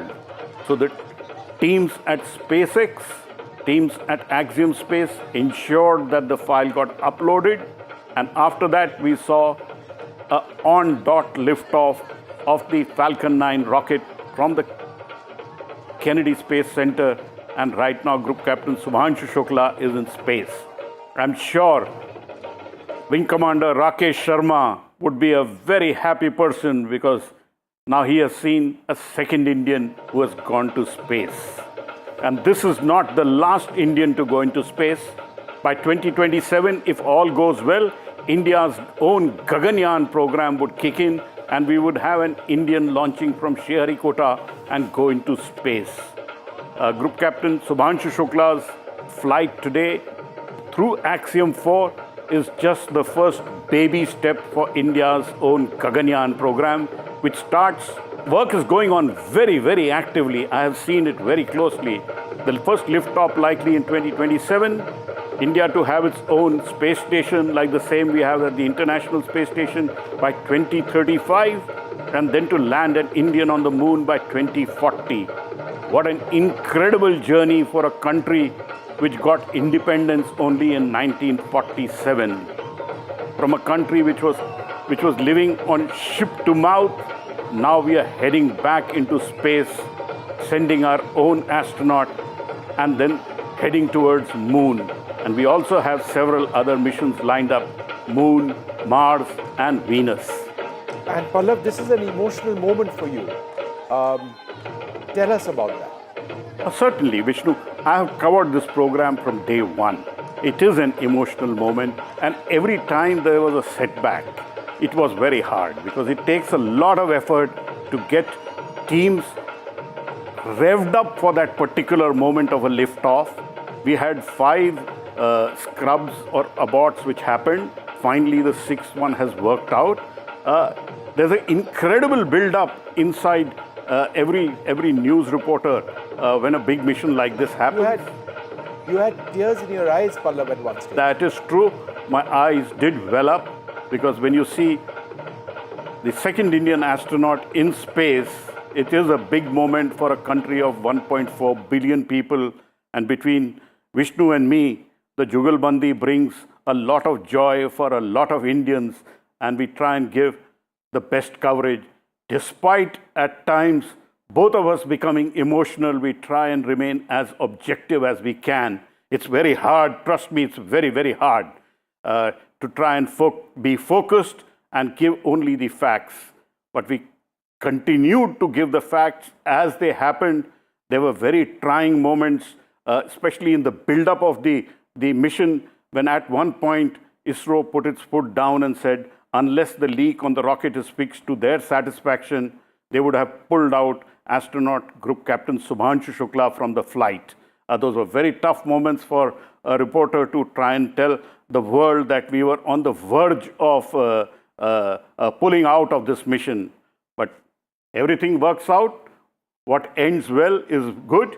So we now have Group Captain Shukla in space, heading to the International Space Station. 14 days of incredible work for him at the space station. And then we will see a happy splashdown, hopefully, somewhere off the coast of California. And Group Captain Shukla would have made incredible history for us. And his own school, the City Montessori School in Lucknow, would be a very, very proud school which nurtured Group Captain Shukla. And he joined the Indian Air Force literally against the wishes of his parents. And he has now created history for India. Absolutely, Vishnu. It is an incredible moment for us, not just for me personally, I'm sure as much for you, yes, and also for NDTV, which continues to support such detailed coverage like the one which we did. Hats off to our team at NDTV, our editors, our team which worked long hours to make sure we get the coverage as good as we can get. All right, so just look at those young people celebrating over there, Pallav. I also feel like dancing, Vishnu. It is a moment of joy. It's a real moment of joy for the country to have the second Indian astronaut up in space. I'm sure very soon we'll probably hear or get a tweet from the Prime Minister welcoming Shubhanshu Shukla in space. He's the one who pushed this particular mission through as the offer came from America and Axiom that India should send an astronaut at a cost. India has spent 550 crores for this mission. It is a seat which has been hired by India, but Prime Minister Narendra Modi himself pushed for this mission and made sure that both President Biden and President Trump take it forward, and finally we have a successful mission of a liftoff and a successful astronaut in space, waiting for that big moment when he docks and enters the International Space Station and creates a moment of another joy for us. He will do 7 India-specific experiments. They will do 60 other experiments in all. There will be 2 events, one with school students in Lucknow at the City Montessori School, one with students and experts in Trivandrum, and there will be an interaction with an VIP. Right. I don't give you any, you don't need to guess who the VIP would be, but the VIP would be there, and we would have probably another Sare Jahan se Acha moment. So one small step for ISRO and one giant leap for Bharat. All right. So it is indeed a great moment for India. And, you know, just Pallav, let's reflect on what's been happening over the last couple of weeks. There have been so many delays. There was an electrical harness issue. There were multiple weather issues. There was a much more serious issue with a leak in liquid oxygen, which ISRO put its foot down and said, you either fix that or Shukla is not going to fly. In fact, that's a story that you broke. So SpaceX did fix that. It wasn't an easy fix, but everything worked flawlessly today. Absolutely. It worked flawlessly. I was deeply worried till the 2.5-minute mark passed when the first stage separated. That was the stage when there was an issue of the liquid oxygen leak. Once that passed, to me personally, it seemed everything would go all right. So now we are, the Falcon 9 rocket has performed well. It continues to have an over 99% success record. It's a great rocket. This is the second time India has used the Falcon 9 rocket. Earlier, we used the Falcon 9 rocket to launch an Indian satellite, and now we have used the Falcon 9 rocket to launch an Indian astronaut in space. And India calls its astronaut Gaganyatris. So India's Gaganyatri in space. And am I chuffed? Yes, fully chuffed. All right. No, the entire country is chuffed. This really ignites the spirits of so many young people across the country. Not increasingly old people like you and me, Pallav, but the next generation of young Indians who are fascinated by science. And ultimately, that's what it's all about. Even if a mission like this results in 5 people, and that number just off the top of my head, becoming serious scientists who make a national contribution, whether it's to astrophysics or to rocketry or to aerodynamics or to any aspect of aerospace, then imagine what a wonderful achievement that will be. Because that's what this really is about. This government has stated that, space needs to be an area that we really need to build on. And in terms of the technology that India has developed, whether it's robotics, Chandrayaan, Mangalyaan, any number of satellites by ISRO, the PSLV rocket, the GSLV rocket, different variants of that rocket, and larger rockets which are now in the offing as well, to talk about the Gaganyaan mission, Indians in space, and then an Indian space station. Think about it. This isn't something for the future. If things go well, then by 2040 or so, we should have, certainly by 2040, we should have an Indian space station. But so much hinges on what we are seeing now, the development to that Gaganyaan program, which is going to take a couple of years from now. This is that first step. It's a first experience. But Shukla, when he does come back, would share that experience. It's important in terms of imbibing wisdom and information which would be transferred to the entire team working on that Gaganyaan mission and doing fundamental engineering and design work. Let's just go across to NDTV's Ranveer, who is in Lucknow. That's where Shubhanshu Shukla is from. Go ahead, Ranveer. Tell us where you are, what's happening around you.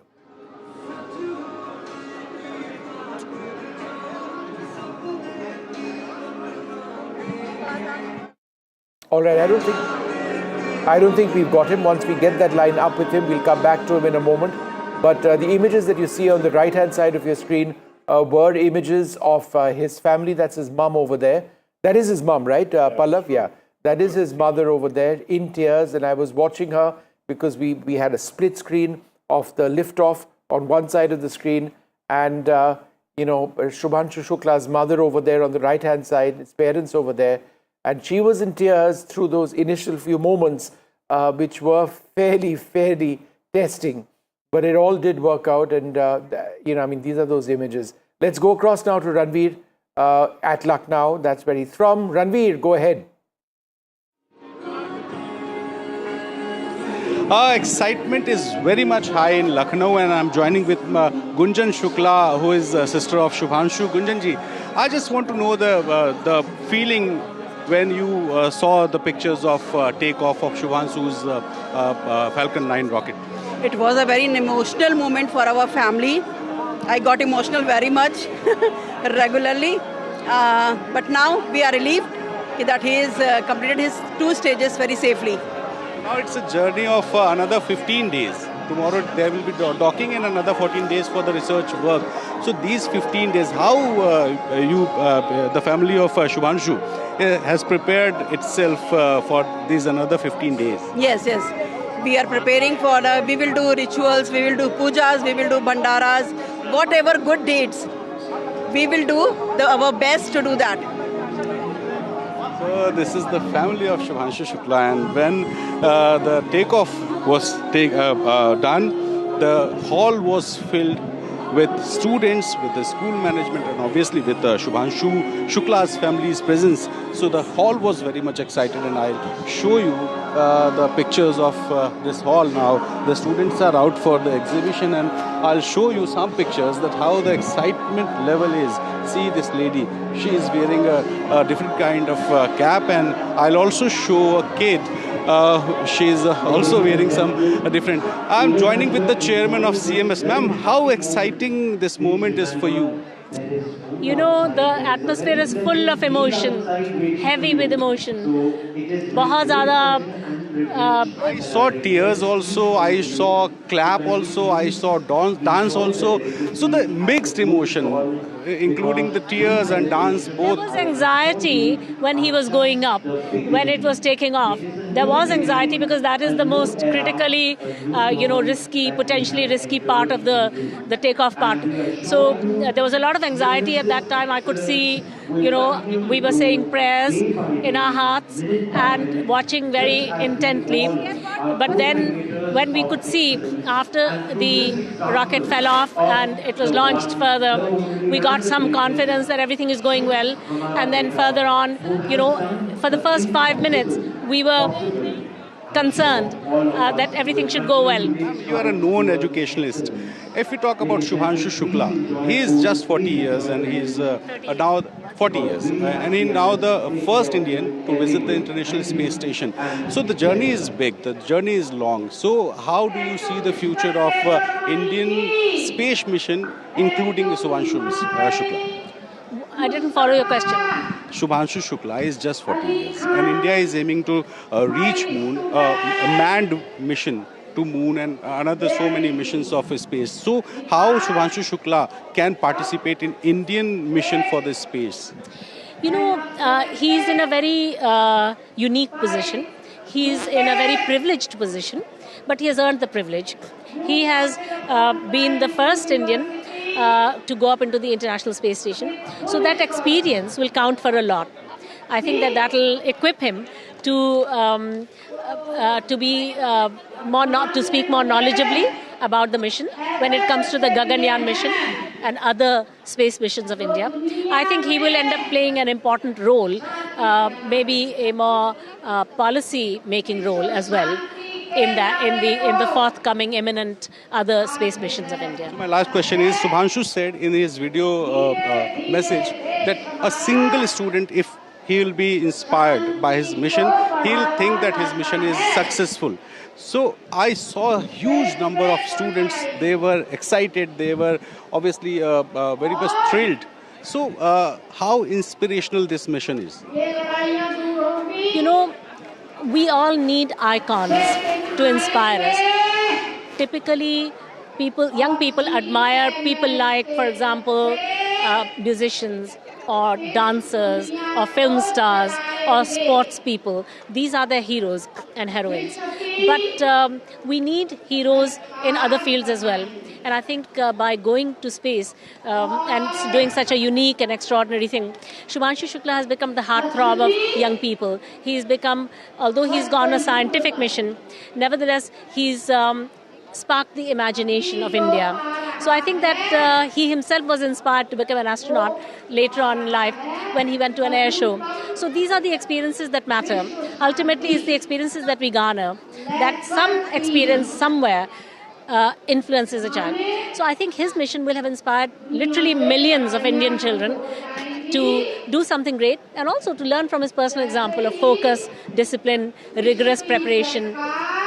Thank you so much. So she's Geeta Gandhi, the chairman of City Montessori School, and you can see these kind of the students. They are obviously excited. How excited are you, beta? I'm very excited to participate in Vyom Mahotsav. I made a ISS model that is there. So you saw the launching also. Yes, I saw the launching and I'm very happy. How was that moment? You were excited. You were thrilled. How was the feeling? I was very thrilled. I was very excited by seeing the moment. Shubhanshu is your icon. What? Shubhanshu Shukla is now your icon, your idol. Yeah. How's your experience too? I thought that it will go not like this, but it went excited, and I was thrilled to see that it went very good. So these are the kids of City Montessori School, and obviously the excitement level is very high here at the hometown of Shubhanshu Shukla. All right, Ranveer, just carry on with what you're saying. You would have witnessed his parents, the moments just before the blast. We saw those, the liftoff, we saw his mother in tears. It would have been so difficult. What we understand is that parents weren't very happy that he joined the Air Force. He's turned out and done quite well.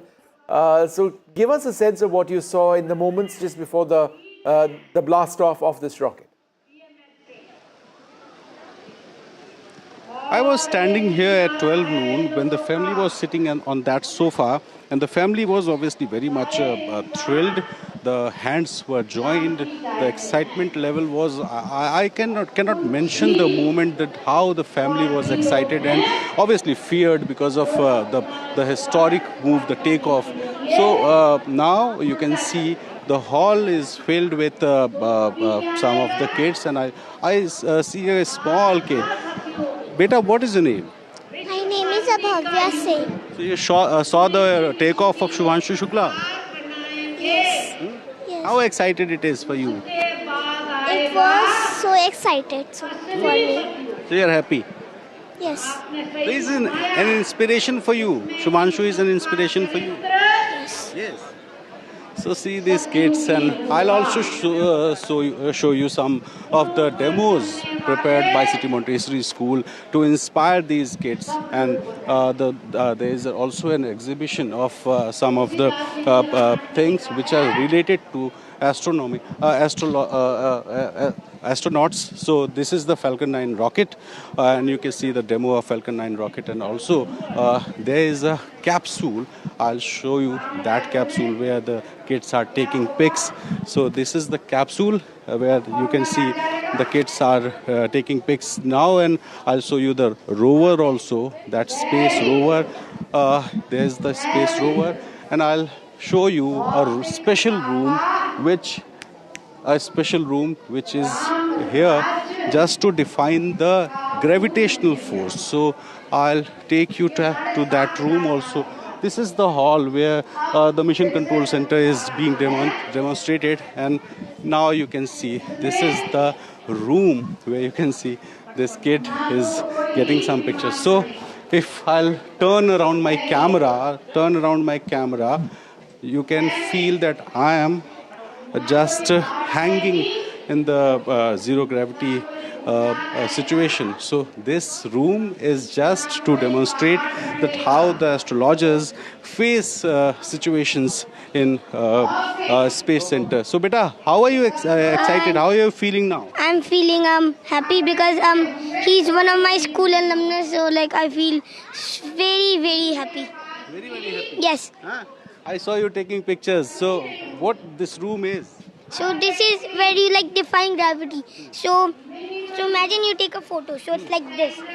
So you choose a pose and do like this.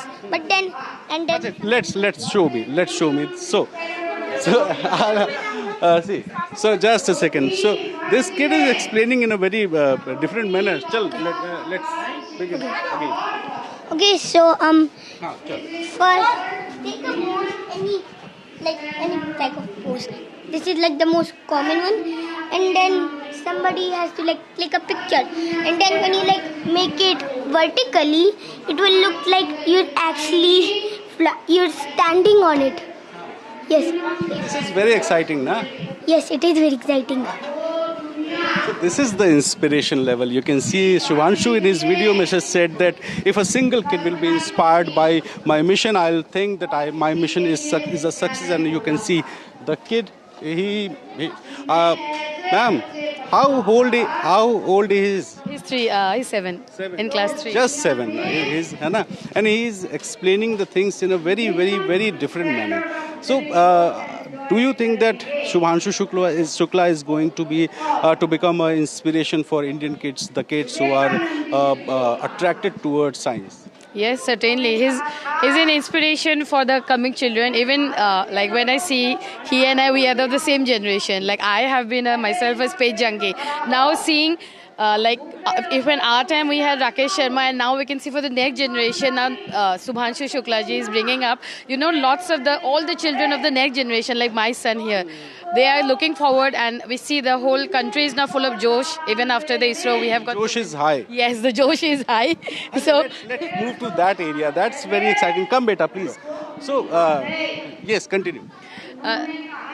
So we can see, this event where we can see so many children. Today we saw there were many models, you can see. We visited literally the mission command center that I have made. We went... Can you explain what is this? This is the moon, but it's like this is space. So in reality, this is the wall. So they painted it like space, and this is the moon. In reality, just a big sculpture of the moon. But imagine this is the moon. You see, from Earth we can only see one side of the moon. That is why we can't see the other side from here. So imagine it's like night time. Okay. So sometimes it's dark because the side where the light is you cannot see it. But sometimes it's fully light like this. I can see a small Shubhanshu Shukla in this kid. So obviously this is very, very, very different. This is very inspiring, and obviously these pictures made by the students. You are a student of CMS, beta. Yes. How excited are you? Very. Very much. Shubhanshu is now your inspiration. Yes. So, are you thrilled during seeing that picture? How was the excitement level? The excitement was very good, and it was really happy, and I am really happy to see that Shubhanshu Shukla is going to ISS. I was really excited, and my friend here, he was saying Shubhanshu Shukla go, Shubhanshu Shukla go. What was he saying?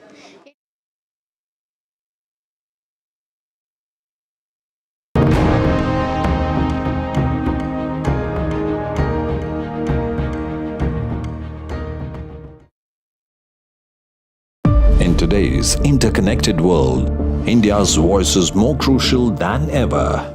When India speaks, the world listens. At NDTV World, we are that voice, bringing you intelligent and insightful news from India and beyond. From geopolitics and diplomacy to economic shifts, migrations, tech disruptions, and the stories of our diaspora. We cover the news that shapes our global future. NDTV World, your new home for global news is here.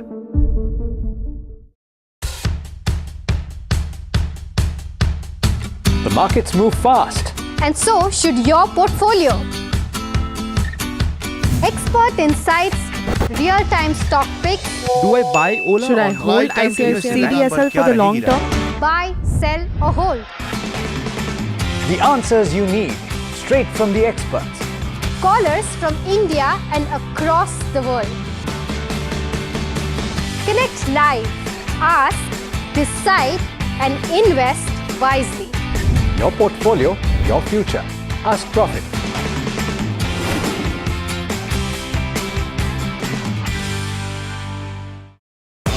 सज गया है मंच, शिरकत करेंगे जाने माने कलाकार। NDTV का क्रिएटर्स मंच है आपके लिए तैयार। शामिल होंगे लेजेंडरी राइटर जावेद अख्तर, अपनी कविताओं से युवाओं के दिलों पर राज करने वाले कवि कुमार विश्वास, समय से परे की फिल्म बनाने वाले डायरेक्टर इम्तियाज अली और best selling writer Chetan Bhagat. यहाँ फन और एंटरटेनमेंट मिलेगा साहित्य से, नई रचनाएं, नई सोच, नया मंच। एनडीटीवी लाया है आपके लिए क्रिएटर्स मंच। आप भी जुड़ें एनडीटीवी नेटवर्क पर। 50 years of the emergency. भाइयों और बहनों, राष्ट्रपति जी ने आपातकाल की घोषणा की है। India's darkest hour, June 25th, 1975. Lest we forget. The emergency. NDTV rewinds when democracy was suspended. लोकतंत्र का गला घोट दिया गया था। भारत के संविधान निर्माताओं की तपस्या को मिट्टी में मिलाने की कोशिश की गई। Indira Gandhi's assault on freedom. An NDTV special, Wednesday, June 25th.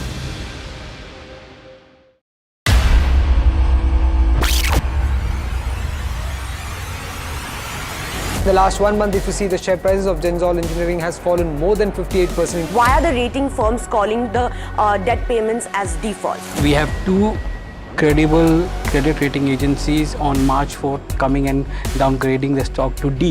Statements are consistently being proven wrong, and transactions are being taken place which are different from what they were originally pictured to be. The company claimed it would roll out 6,400 electric vehicles. But what it has rolled out is a shocking scam. Funds meant for the project were funneled allegedly back to the promoters, the Junkie brothers. What did the money buy? Not EVs, of course, but a lavish flat in Gurgaon's luxurious DLF Carmelias.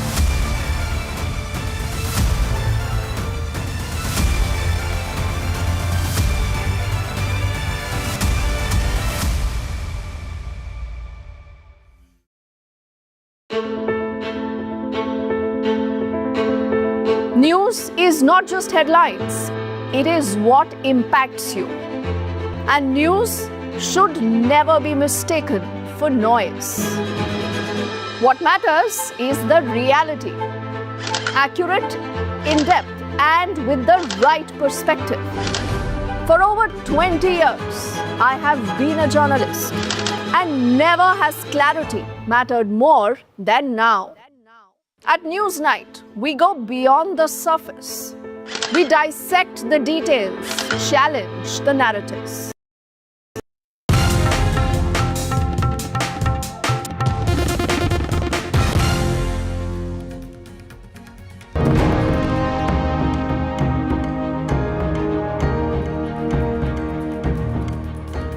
Hello viewers, a very good afternoon. You're watching NDTV. We're getting our rolling coverage of India's cosmic leap. Shubhanshu Shukla makes history as he becomes the second Indian who heads to space. We get you all that and more, but first up, the headlines.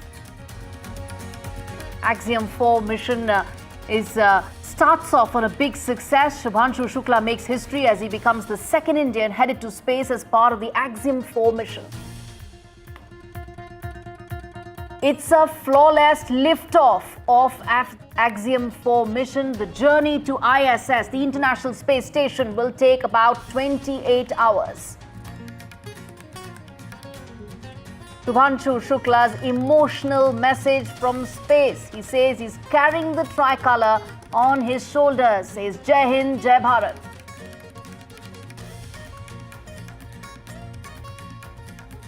Tears of a mother move a nation. Shubhanshu's family are proud and overwhelmed with this moment.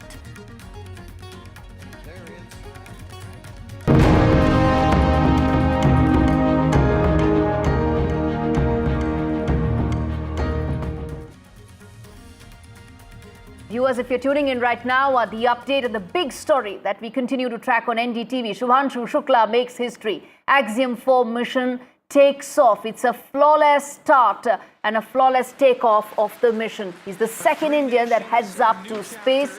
Shubhanshu Shukla is piloting the AX4 mission. He's the first Indian to stay at the International Space Station. He soared to stars and 41 years later is when this new milestone is being celebrated by India in its space journey. The SpaceX rocket is carrying a billion dreams as India's space dream continues to soar. Now, the journey to the International Space Station will take about 28 hours. The team will be spending about a fortnight there, and there will be about 7 important experiments that will be conducted, curated by the top academic and space minds in India. We're going to talk about all that and more. But first up, let's play out this audio message by Shubhanshu Shukla from space. Listen it. मेरे प्यारे देशवासियों, what a ride! 40 साल बाद हम वापस अंतरिक्ष में पहुंच गए हैं और कमाल की राइड थी। इस समय हम 7.5 किलोमीटर प्रति सेकंड की रफ्तार से पृथ्वी के चारों तरफ घूम रहे हैं और मेरे कंधे पे मेरे साथ मेरा तिरंगा है जो मुझे बता रहा है कि नहीं हूँ, मैं आप सबके साथ हूँ। ये मेरी इंटरनेशनल स्पेस स्टेशन तक की जर्नी की शुरुआत नहीं है, ये भारत के ह्यूमन स्पेस प्रोग्राम की शुरुआत है और मैं चाहता हूं कि आप सभी देशवासी इस यात्रा का हिस्सा बने। आपका भी सीना गर्व से चौड़ा होना चाहिए, आप भी उतना ही एक्साइटमेंट दिखाइए। आइए हम सब मिलकर भारत के इस ह्यूमन स्पेस प्रोग्राम की जर्नी की शुरुआत करें। धन्यवाद। जय हिंद, जय Bharat. All right, let's play out sound bites of Shubhanshu Shukla's family, the mother, the brother, and the sister, extremely emotional after this launch. Let's play out some of those sound bites first. सबको खुशी है, पर यह है कि मतलब बच्चे को जो है खुशी के आंसू है, खुशी के आंसू, कोई दिक्कत नहीं, सब खुश है। Excitement is very much high in Lucknow, and I'm joining with Gunjan Shukla, who is a sister of Shubhanshu. Gunjan ji, I just want to know the feeling when you saw the pictures of takeoff of Shubhanshu's Falcon 9 rocket. It was a very emotional moment for our family. I got emotional very much regularly, but now we are relieved that he has completed his 2 stages very safely. Now it's a journey of another 15 days. Tomorrow there will be docking and another 14 days for the research work. So these 15 days, how the family of Shubhanshu has prepared itself for these another 15 days? Yes. We are preparing for, we will do rituals, we will do pujas, we will do bhandaras, whatever good deeds. We will do our best to do that. All right, those were the emotional sound bites coming in from the Shukla family. Viewers, on your screens are those majestic visuals of the takeoff, the complete near-perfect blast-off that has taken off of the Axiom 4 mission. As I said, now the next 14 days when the International Space Station is where the team will be after the 28-hour-long journey. We're going to even talk about what this journey is going to entail, everything from the next couple of hours to the next couple of minutes in terms of what the details would be. But first up, viewers, let's get in details in terms of the International Space Station, what it's likely to entail. As I said, this is the first time that you have the International Space Station. All you need to know what really are the details. Remember, the 28-hour journey will lead to the docking into this ISS. It's larger than a 6-bedroom house. That's the first important aspect of what really this International Space Station is all about. Let's talk about the sleeping quarters. There are about 6 odd sleeping quarters there in terms of where these astronauts will rest. Well, these are the details. There are 2 bathrooms and also a gymnasium. In space, astronauts need to be extremely fit. They need to take care of their bodies. They've undergone intense training as to how they will do so. And the gym is also serving and for that very important purpose. There's a 360-degree breathtaking view and that is from the bay window where they will be able to see everything that they aspire to throughout their lives. It's a dream, it's a mission for people to become an astronaut, something that Shubhanshu Shukla has mentioned. And the 15 countries that will be together, they operate the ISS. Remember, this is not a one-country thing. There are 15 countries together who operate the International Space Station. It's a partnership, and it's continuously occupied since November 2000. That's an important part, that since then, this has been part of the global space journey. So this is the International Space Station, which travels at a speed of about 28,000 kilometers per hour. And it's something that I'm going to ask Pallava as well, where we talk about what really happens here. Remember, the space station is traveling at 28,000 kilometers per hour, and so is the rocket as well. So that entire process of docking is also a complicated and challenging process. We'll come to that. But this is the speed at which it is orbiting the Earth every 90 minutes. So this is the complex and challenging part of what lies ahead in terms of Axiom 4's mission. And in 24 hours, ISS makes 16 orbits of Earth. That's the speed at which it is orbiting around the Earth. And astronauts regularly conduct spacewalks. They do so. We've seen those visuals in the past as well. This is where it happens. Those spacewalks are also they do the spacewalks to maintain the space station is something that's important to tell you what exactly will be the next phase as far as this mission is concerned. I'm going to get it Pallava as well, but I want to first quickly rope in Shreyasi, who's standing by. She's also spoken to students, she's spoken to a lot of people around, because remember, this is a milestone moment for India, for India's space journey. Shreyasi, over to you. What an absolute historic day. Goosebumps as the space rocket took off with the 4 astronauts, and of course a proud, proud day for every Indian, flying and dreaming the dream that we have dreamt for a long time with Shubhanshu Shukla there up in the space. And joining me now are students from DPS Ruby Park in Kolkata who witnessed this moment in their school. And I would just like to ask them about their experience and their message for Group Captain Shukla, who's on board that very, very important space mission, a leap for India when it comes to space technology. 41 years after Rakesh Sharma, Group Captain Shubhanshu Shukla up in the space. We all witnessed that moment. You all clapped, you all cheered.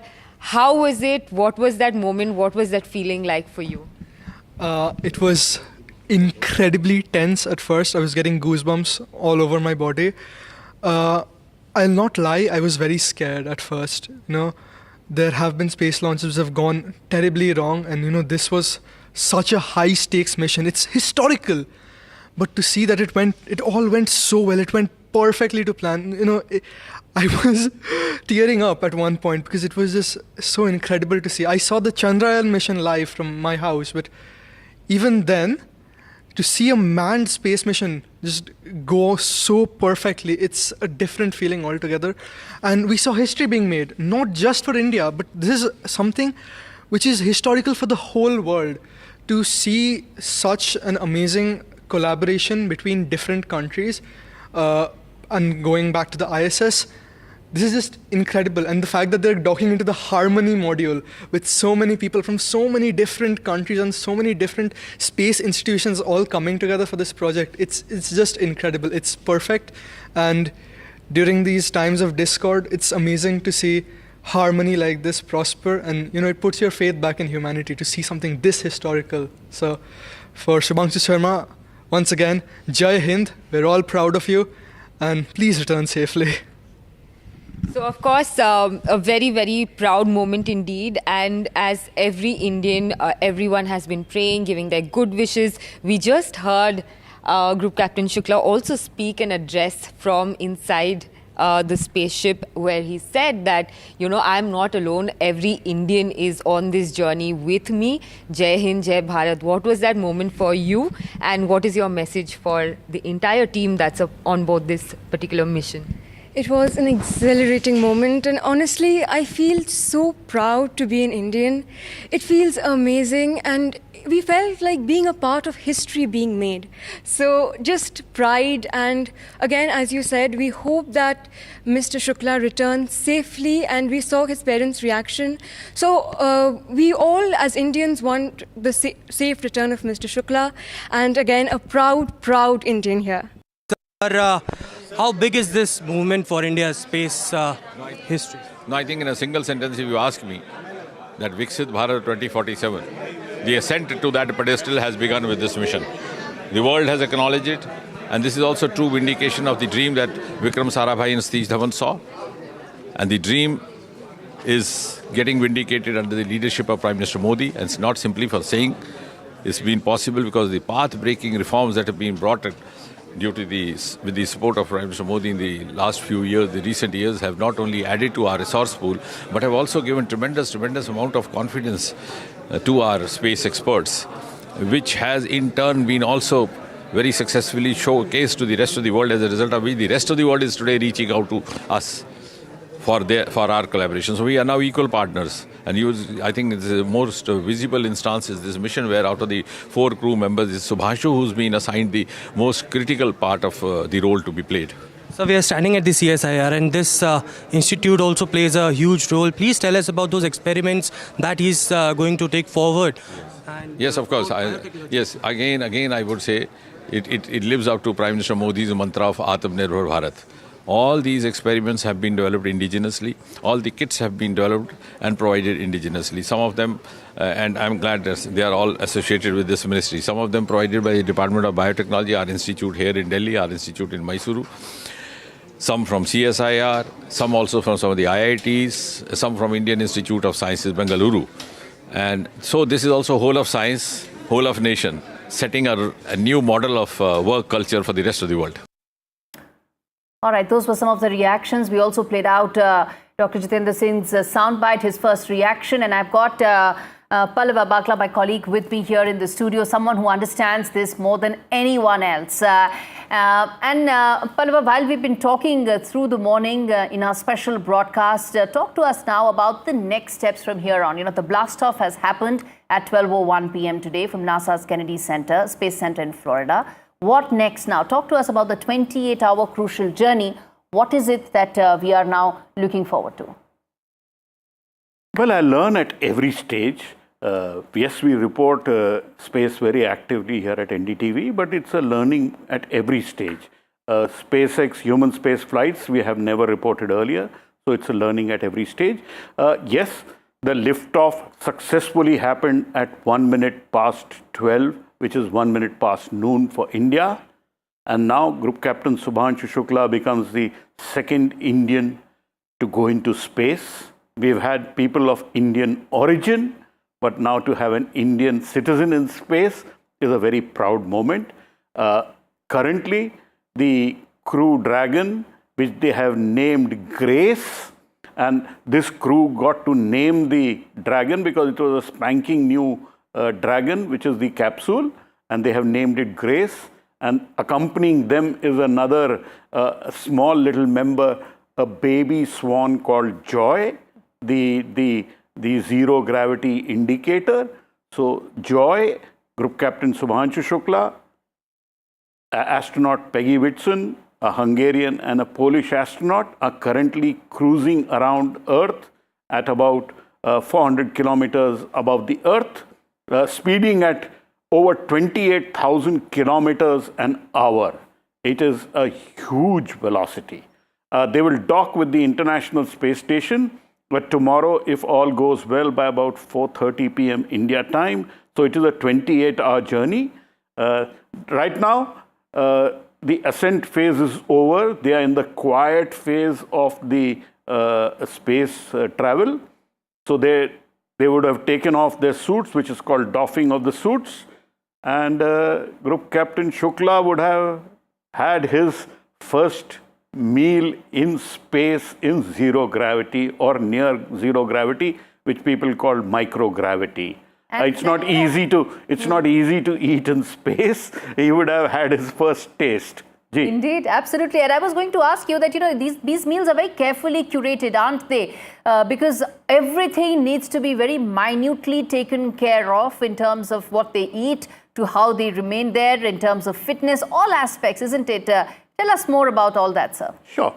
They carry very specially curated meals, and meals are such that they don't leave crumbs which can float around, because then they can go and contaminate the ship in which they are traveling, or at the International Space Station. Normally when they reach the International Space Station, the space station follows what is called the London time, or the Greenwich Mean Time. So everything is fixed according to that. They would have their breakfast, they would have their lunch. Each one normally has their lunch separately, but the dinner is had in a group. There are already 7 astronauts on board the International Space Station, 3 cosmonauts and 4 astronauts, the difference being Russian and American. And the current commander of the space station is a Japanese astronaut. And when they dock at the International Space Station, docking is a very complex and carefully choreographed procedure. It takes more than 2 hours for the actual docking process to complete. See, both spacecrafts are traveling in the same plane, in the same orbit, at 28,000 kilometers per hour. Both have to come together, join, and the docking takes place. It's a very tricky process. The Crew Dragon is so configured that it can do an autonomous docking. But Group Captain Shukla is the mission pilot. So if things go off nominal or not correct, then he can pilot the docking. And we already have astronaut Peggy Whitson, who's a veteran and a legend of an astronaut from America, as the commander. So between them, they will do the docking. So now, after their meal, they would have 8 hours of rest. So Group Captain Shukla would get his first nap in space. So an interesting thing, first meal in space, because it happened around early morning America time, which would be, say, breakfast time in London. So it would be his lunch time in space. And then they would have a nap in space for 8 hours. And then there would be 3 possible events in which the crew will be able to speak to Earth. We do not know what the times would be and whether they would be possible or not. Axiom Space has announced that there would be 3 possibilities, but there are complexities because the connectivity has to be there and the astronauts have to be available, and they would be announced 15 minutes prior to each event. Hopefully, at least one of them, before they reach the International Space Station, we should be able to hear. And then when they reach the International Space Station and the docking happens, it will be an almost 2-hour process. Then they enter the International Space Station. And as Group Captain Shukla said, he's already in space with the Tiranga, and he will float into the International Space Station carrying the pride of India, with being the first Indian to go to the International Space Station. Indeed, the first Indian to go to the International Space Station, carrying the hopes, aspirations and dreams of 1 billion plus people. And let me then quickly also welcome Mr. Arvind Paranjpe, who's the director of the Nehru Planetarium here at the Nehru Center, and Nalin Wickramasinghe, who is a Sri Lankan-born British astronomer and astrobiologist, into the broadcast. Thank you so much, both of you, for joining us on this very special, very momentous day as we talk about the Axiom 4 mission, what it means for India's space journey going forward in terms of both learnings and also a roadmap. Let me start with you, Mr. Nalin, in terms of your first thoughts about the significance of this momentous day today. Well, I think it's an important, hugely important day. And this is the first Indian astronaut in space. And I think we should also remember that India has a very long history of achievements in space that go back to the sort of 500 AD of the common 500 years of the common era with Aryabhata, and the sun-centered heliocentric model of the solar system was entirely Aryabhata's, and it was 1,000 years after that Copernicus and Newton and so on took it over. So India has a long history of space exploration, in a sense. And in terms of ISRO, there have been so many very important events in the last sort of 50 years. And this is also the 50th year of the launching of an Indian satellite, isn't it? So I think there are very, very important markers that stand out here. And the first Indian in space, in the International Space Station, is immensely significant in continuing this great tradition of Indian space science. All right, I'll get in Pallava also in the broadcast, and he has his thoughts as well. But let me just take a quick opening comment from Mr. Paranjpe as well, in terms of while we talk about the next phase, we're talking about the entire process of docking into the International Space Station and how complex and challenging that process itself may be. But talk to us about the significance of Shubhanshu Shukla being the first Indian to be at the International Space Station. You know, when you talked about this, I remember I go back in time in 1984 when we heard Rakesh Sharma going into the space. You see, these events, which we are so thankful to you for broadcasting it live, because as a child, as a student, I was listening to and I was hearing about Rakesh Sharma's space mission. And the same way, today, a lot of Indian and children across the world would be hearing and listening and probably joining this event. So it sort of inspires young students to see this space mission, people going, and particularly in India. So, I mean, you remember that even Kalpana Chawla, actually, when she saw that, and well, she was an American citizen, but she got inspired. So such events are really inspiring young children to take to either science or space science or any science for that matter. Because I heard it was said that one of the experiments which is involved in the at the space station is that yellow lentil, moong dal, which they are going to experiment over it and see how it sprouts in the space, because that information would be available later on for the new spacecraft or Gaganyaan mission that we are doing it. So there are many such things where, but I would say from my side, that is as an outreach officer connecting to general public, I would say that this is a fantastic mission. It was a beautiful launch, and that would inspire large number of people, students, and college students. Hold your thought there, sir. Hold your thought there, sir. I want to now quickly talk about and in fact pull out this very important message that's come in from India's first space hero in 1984, Rakesh Sharma, who's wishing Shubhanshu Shukla and other astronauts on this journey. Let's play that out first. Wishing you all the very best. To the crew, Godspeed, and spend as much time as possible to look out of the window. Have a fun. And I think that's the most important part as well, isn't it, Pallava, when Rakesh Sharma mentioned that look out of the window as much as you can, because those breathtaking shots, those breathtaking visuals we're not getting here. Our folks on Earth are not going to get any of those, are they? When the schedule Hamari of an Sundar Vasundhara astronaut Neele at Ranki, the I mean, it is International amazing. Space Station is chalked out literally minute by minute. I'm told they normally have an 11-hour day, starting with wake up, ending with bedtime, and the only time they get some off time is after they have completed their jobs, and then they go, most of them head to the cupola, and the cupola is that 360-degree view window from the International Space Station, and it doesn't look up to the sky, it looks towards Earth. And Group Captain Shukla has told me that he would be documenting every part of his journey. So we should see some incredible pictures coming down after his mission is over. So it's a very, very busy, packed day every day for Group Captain Shukla. There are 60 experiments in all by the 4 astronauts, 7 India-specific experiments. In addition, there are 5 human experiments which are being done between NASA and ISRO as a collaboration.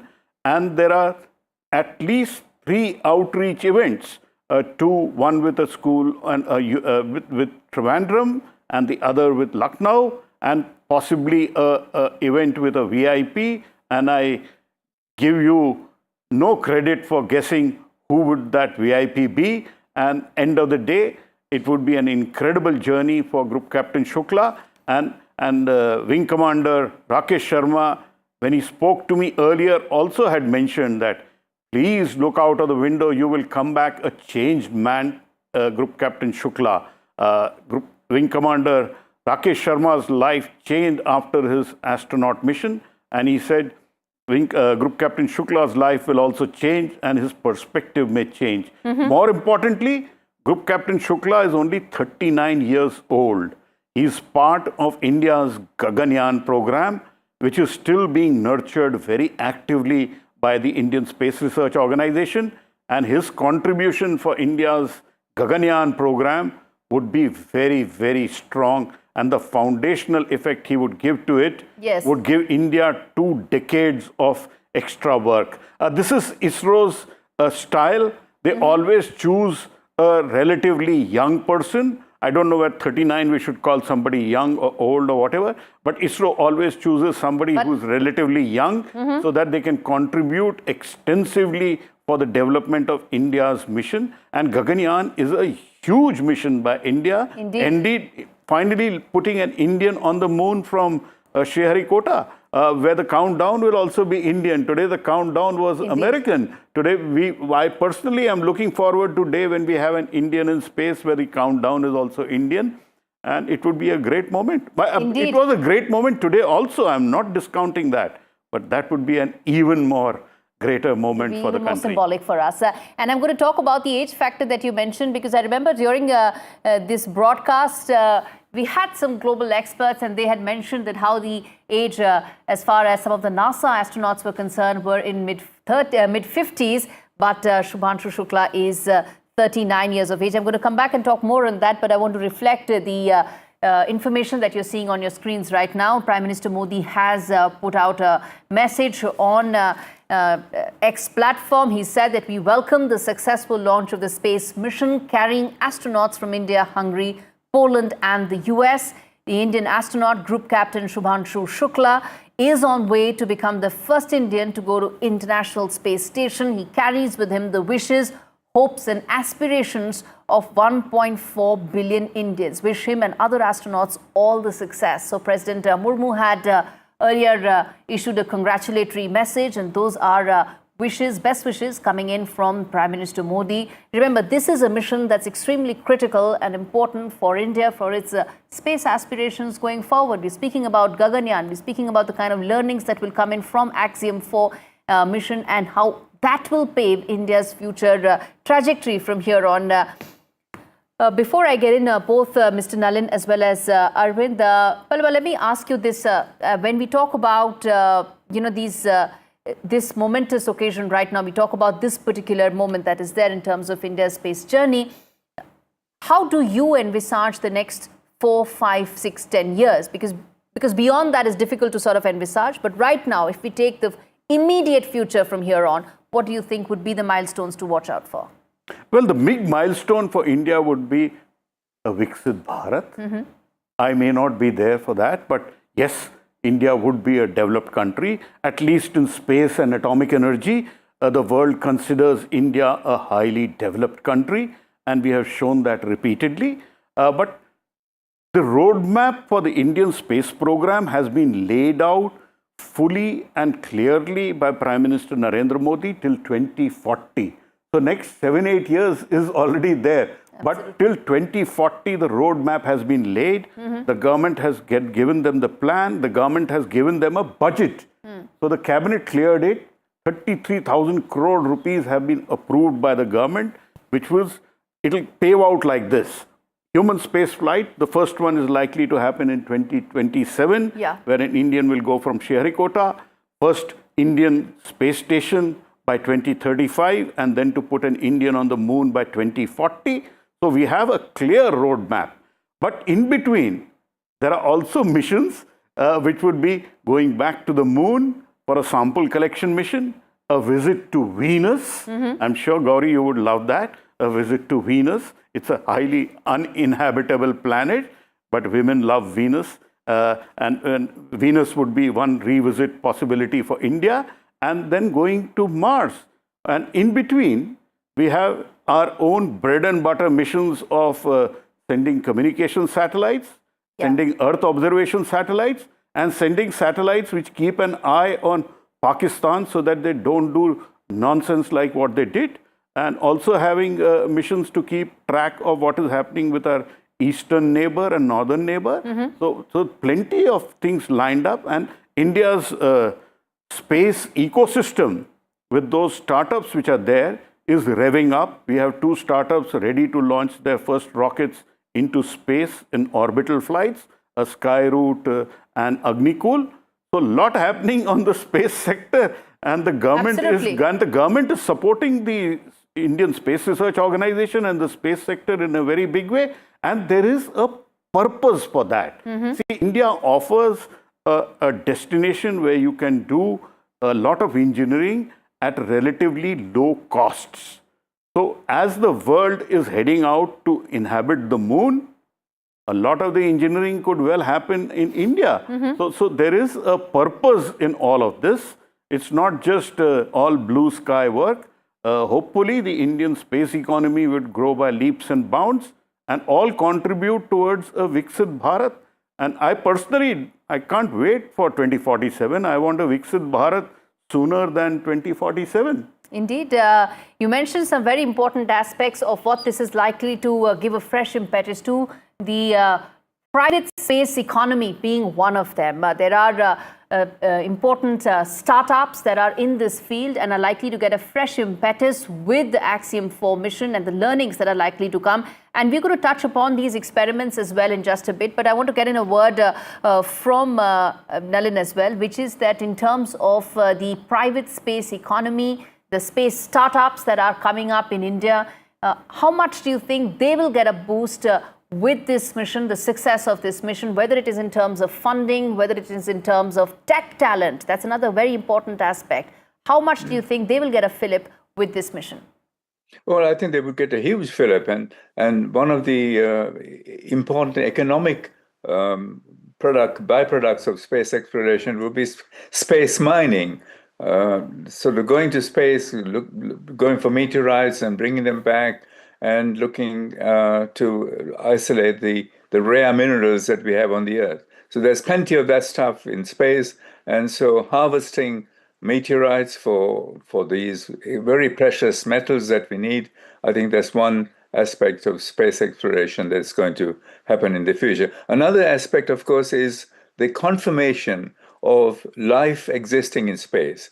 Indian Space Research Organization, ISRO, collaborated with me and with the late Professor Nalika in 2001, and we sent, and ISRO, in fact, not we, sent balloons to the upper stratosphere, brought back material that contained weird bacteria and unknown on the Earth, and some of these were named after Aryabhata, one species named after Aryabhata, and so on. So I think the interstellar space, the space around the Earth, is by all expectations that we have, full of microorganisms, and trying to understand that biosphere that surrounds the Earth would be very important for the future.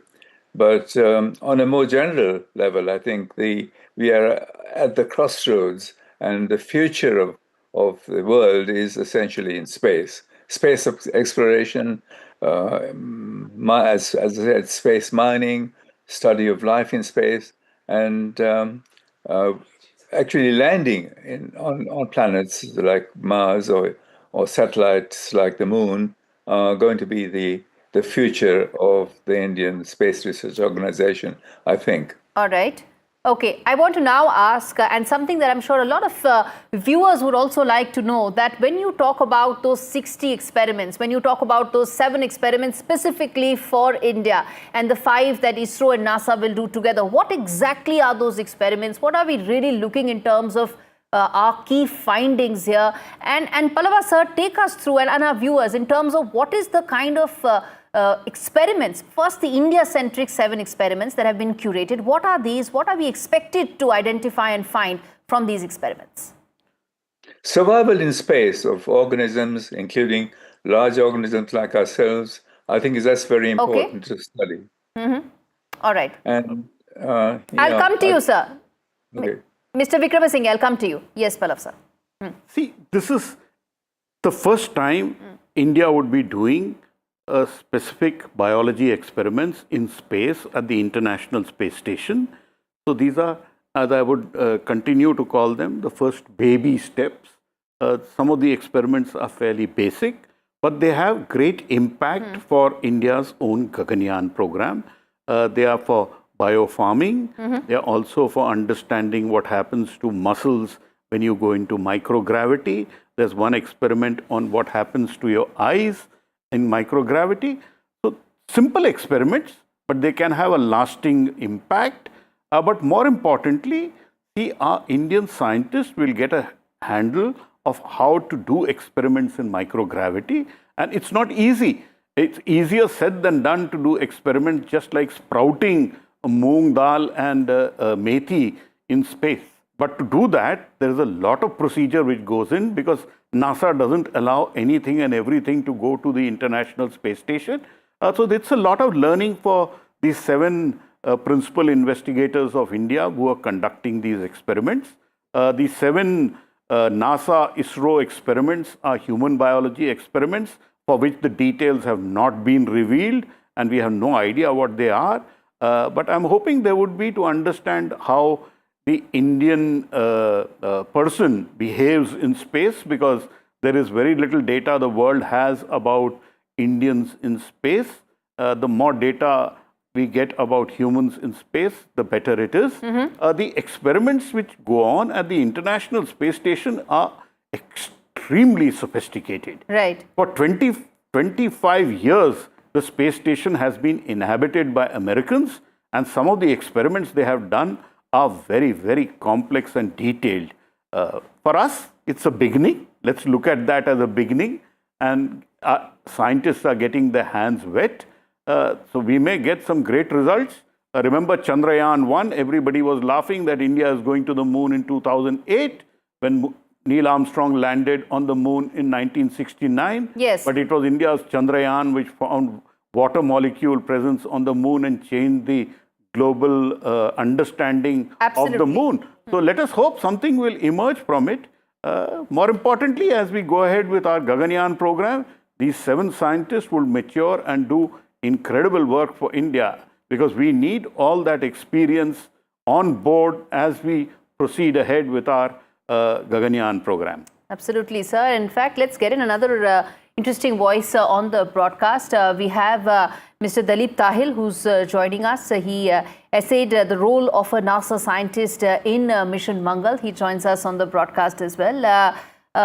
Mr. Tahil, your thoughts on seeing real-life heroes? These are real-life scientists and astronauts. And how does it feel to see this mission take off, those breathtaking visuals, especially for someone who essayed the role of a scientist and an astronaut a couple of years back? Well, very good afternoon to you. Thank you very much for having me on your program. It's such a distinguished panel of such a distinct gentlemen on the panel who are, the scientists and the people who know much more about the experiments that got over.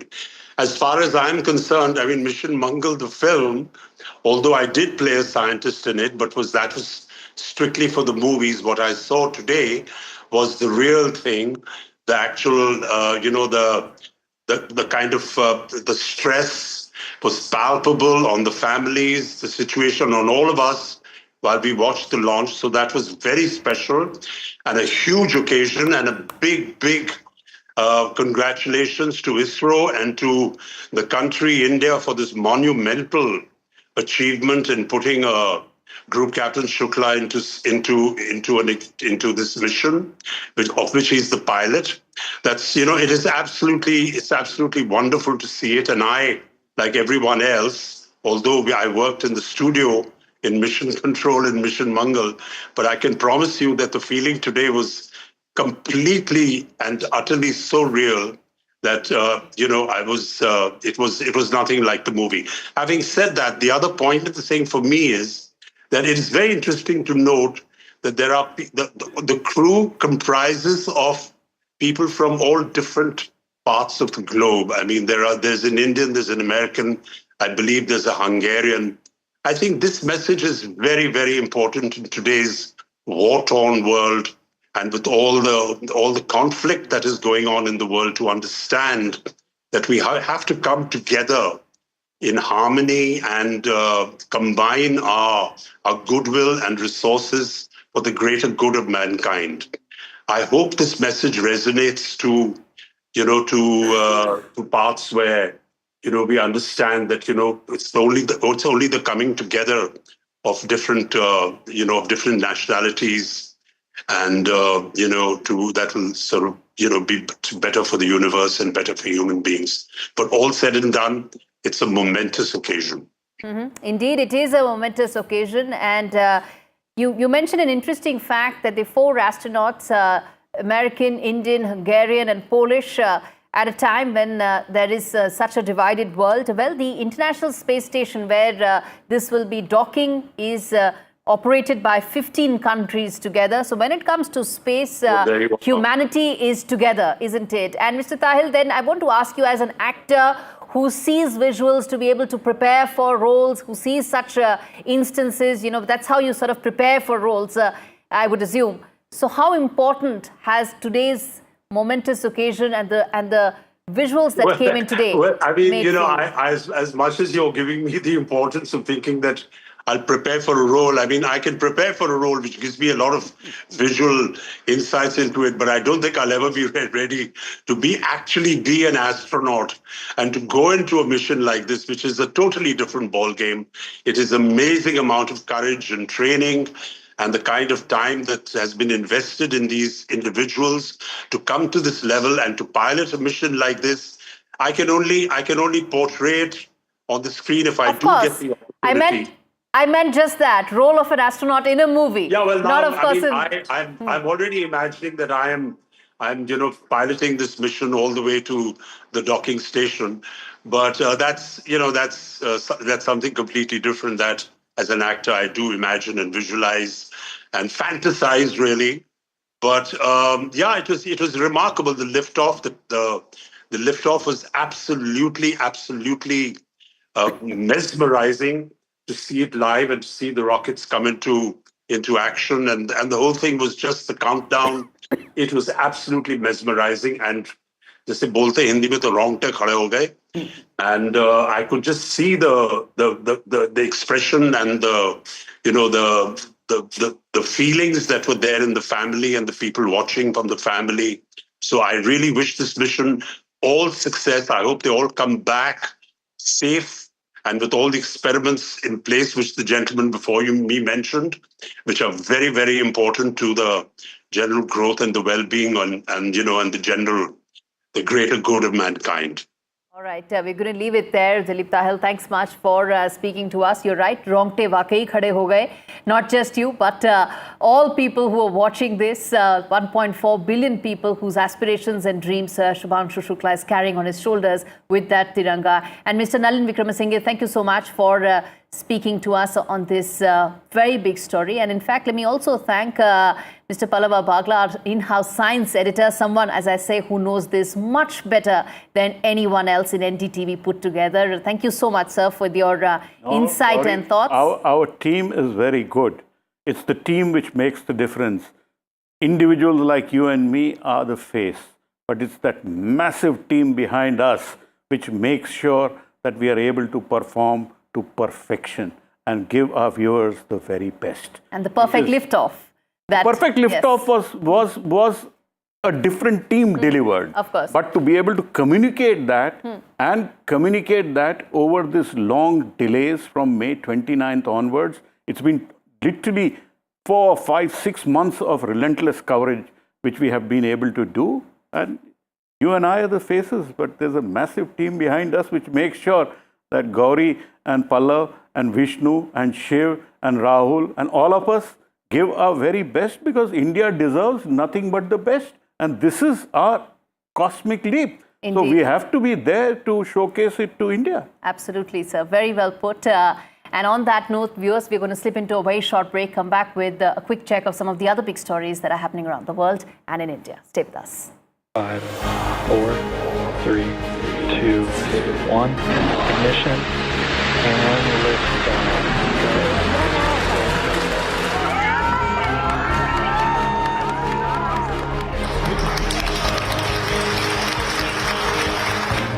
Stage 1 throttle up.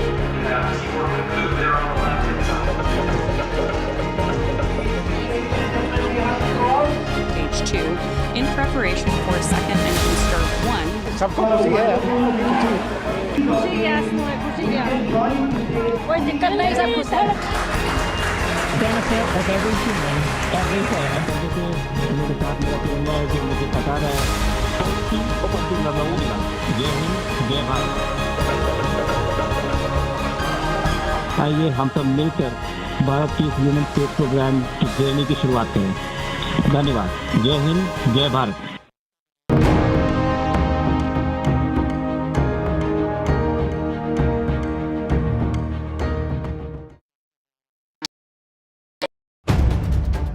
If it matters to you, if it matters to you, if it matters to you,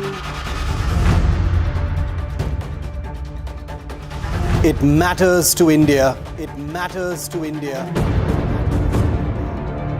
and it matters to me, and it matters to me.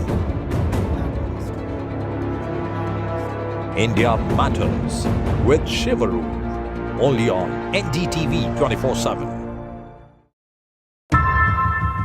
How often have you turned away from debates that descend into endless fights? We bring you a show where every question is answered, where every debate finds its resolution, where every story finds its conclusion, where opinions collide but facts prevail, where stories unfold with insights and trust. When the noise ends, the last word begins.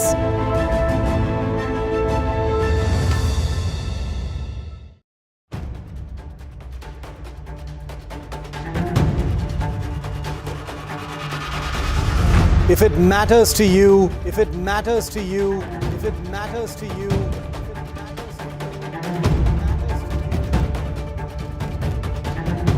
it matters to India, it matters to India, it matters to India, and it matters to me, and it matters to me.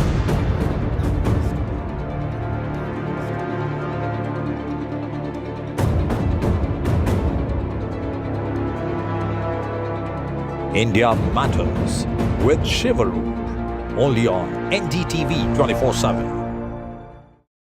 Is your business future ready?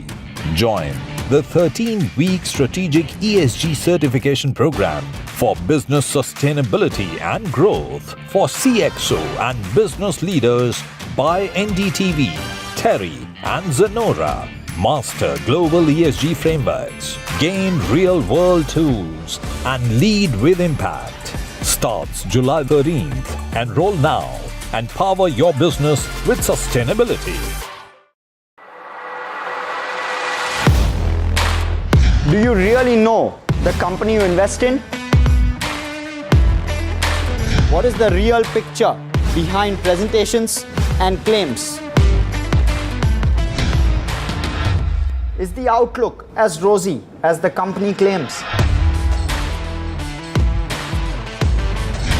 Know Your Company, powered by NDTV Profit Research, shines a light on the biggest stock market movers.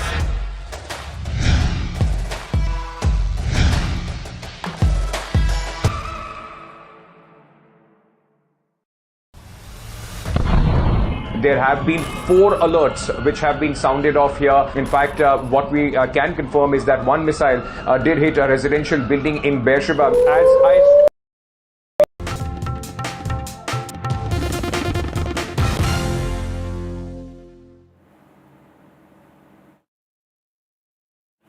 Viewers turning attention now to some of the other stories coming in. First up, Prime Minister Modi has called the imposition of emergency the darkest chapter in India's democratic history. Prime Minister Modi says that no Indian will ever forget the manner in which the spirit of the constitution was violated and Parliament's voice was muzzled. As the country marks 50 years of emergency, Prime Minister Modi announced a book that chronicles his experience during those years and on how they shaped his journey as a leader. Home Minister Amit Shah also slammed Congress for the imposition of emergency in 1975 and said, "We overcame a dark chapter like the emergency because our nation never bows down to dictatorship." Mr. Shah said that the emergency was imposed by former PM Indira Gandhi as she saw a threat to her power and there was no external danger or internal unrest. There's a political face-off that has erupted over this. Let's play out some sound bites on that. आपातकाल क्या था, इसकी व्याख्या कोई एक वाक्य में नहीं हो सकती, परंतु एक मल्टी पार्टी डेमोक्रेसी मूल स्वभाव जिस देश का लोकतांत्रिक है, ये लोकतांत्रिक देश के स्वभावगत लोकतांत्रिक देश की मल्टी पार्टी डेमोक्रेसी को व्यक्ति के तानाशाही में बदलने का षड्यंत्र का नाम है आपातकाल। 11 साल के शासन में कुछ करके दिखाया नहीं, पर देश को अगर एक रखना है, अखंड रखना है, तो आपको सभी जाति सभी धर्म के लोगों को साथ लेके चलना ही पड़ेगा। आरएसएस और बीजेपी ने अपनी उंगली भी नहीं कटाई उस वक्त। इनको पूछो, इनको आप भी उस वक्त नहीं थे, आप इनके नेता थे बुजुर्ग, उस वक्त में इन्होंने क्यों नहीं आजादी जंग में भाग लिया।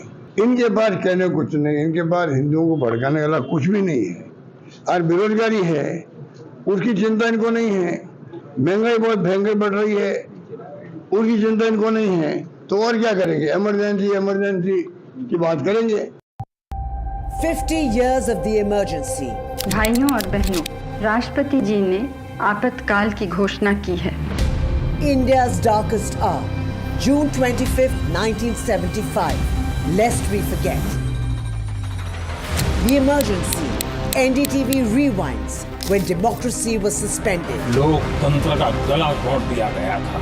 भारत के संविधान निर्माताओं की तपस्या को मिट्टी में मिलाने की कोशिश की गई थी। Indira Gandhi's assault on freedom. An NDTV special, Wednesday, June 25th.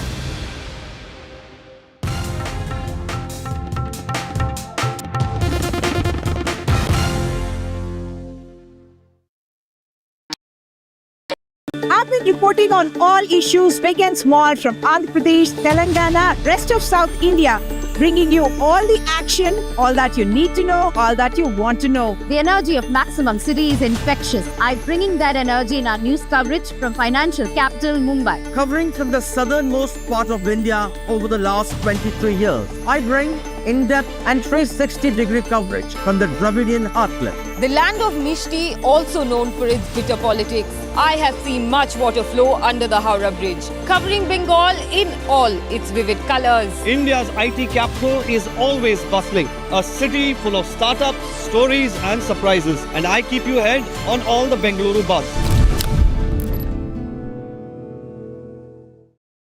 In today's interconnected world, India's voice is more crucial than ever. When India speaks, the world listens. At NDTV World, we are that voice, bringing you intelligent and insightful news from India and beyond. From geopolitics and diplomacy to economic shifts, migrations, tech disruptions, and the stories of our diaspora. We cover the news that shapes our global future. NDTV World, your new home for global news is here.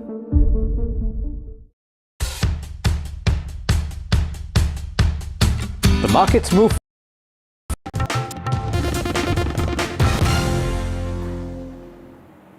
Welcome back, viewers. We turn attention now to Punjab, where senior Akali leader and former Punjab Minister Vikram Singh Majithia, who's being probed in a 2021 drug case, has been arrested after Punjab Vigilance Bureau raided his residence. As per sources, this is a fresh case that the Punjab Vigilance Bureau has arrested Majithia in for allegedly possessing assets that are disproportionate to his known sources of income. Let's play out this soundbite as a reaction of Vikram Singh Majithia. Bhagwant Mann ਦੀ ਕੇਜਰੀਵਾਲ ਦੀ ਬੁਖਲਾਹਟ ਮੈਨੂੰ ਚੁੱਪ ਕਰਾਉਣ ਦੀ, opposition ਦੇ leaders ਨੂੰ ਚੁੱਪ ਕਰਾਉਣ ਦੀ, ਕਿਉਂਕਿ ਬਹੁਤ ਘੱਟ ਬੋਲਦੇ ਆ, ਅੱਜ ਵੇਖਣ ਨੂੰ ਮਿਲੀ। ਅੱਜ ਮੇਰੇ ਤੇ ਕੱਲ ਰਾਤ ਨੂੰ ਵਿਜੀਲੈਂਸ ਦਾ ਪਰਚਾ ਦਰਜ ਕੀਤਾ। ਅੱਜ ਇੱਕ ਇੰਦਰਪਾਲ ਨਾਂ ਦੇ ਡੀਐਸਪੀ ਜਿਹੜੇ ਆਪਦੇ ਆਪ ਨੂੰ ਕੋਈ ਇੰਟਰੋਡਕਸ਼ਨ ਨਹੀਂ ਦਿੱਤੀ, 50 ਤੋਂ ਵੱਧ ਬੰਦੇ ਲੈ ਕੇ ਸ੍ਰੀ ਅੰਮ੍ਰਿਤਸਰ ਸਾਹਿਬ ਜਿੱਥੇ ਅਸੀਂ ਸੀਗੇ ਗ੍ਰਹਿ ਵਿਖੇ ਉੱਥੇ ਧਾਵਾ ਬੋਲਿਆ। ਇਹ ਕੀ ਤਰੀਕਾ ਹੈ? ਤੁਸੀਂ ਕਾਨੂੰਨ ਨੂੰ ਅਸੀਂ ਸਬਮਿਟ ਕਰਦੇ ਹਾਂ। All right, viewers, with that is a wrap on the show. Thanks so much for watching. News and updates continue on the other side.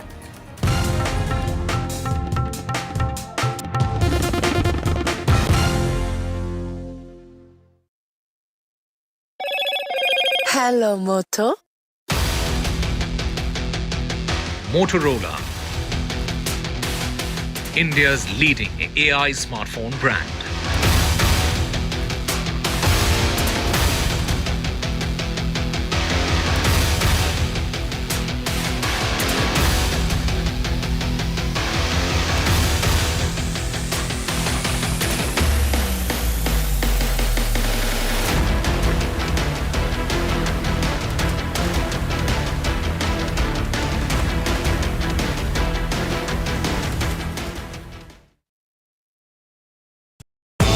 सज गया है मंच, शिरकत करेंगे जाने माने कलाकार। एनडीटीवी का क्रिएटर्स मंच है आपके लिए तैयार। शामिल होंगे लेजेंडरी राइटर जावेद अख्तर, अपनी कविताओं से युवाओं के दिलों पर राज करने वाले कवि कुमार विश्वास, समय से परे की फिल्म बनाने वाले डायरेक्टर इम्तियाज अली और best selling writer Chetan Bhagat. यहाँ फन और एंटरटेनमेंट मिलेगा साहित्य से, नई रचनाएं, नई सोच, नया मंच। एनडीटीवी लाया है आपके लिए क्रिएटर्स मंच। आप भी जुड़ें एनडीटीवी नेटवर्क पर। 50 years of the emergency. भाइयों और बहनों, राष्ट्रपति जी ने आपातकाल की घोषणा की है। India's darkest hour, June 25th, 1975. Lest we forget. The emergency. NDTV rewinds when democracy was suspended. लोकतंत्र का गला घोट दिया गया था। भारत के संविधान निर्माताओं की तपस्या को मिट्टी में मिलाने की कोशिश की गई। Indira Gandhi's assault on freedom. An NDTV special, Wednesday, June 25th.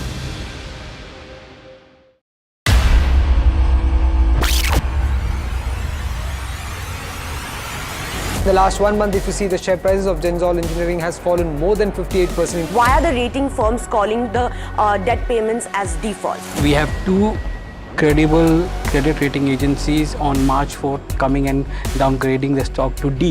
Statements are consistently being proven wrong, and transactions are being taken place which are different from what they were originally pictured to be. The company claimed it would roll out 6,400 electric vehicles.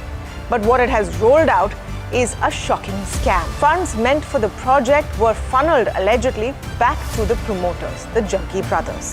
What did the money buy?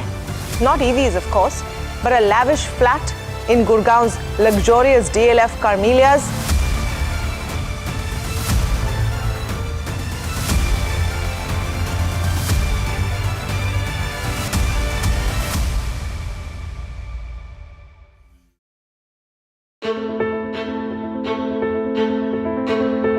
News is not just headlines, it is what impacts you. And news should never be mistaken for noise. What matters is the reality. Accurate, in-depth, and with the right perspective. For over 20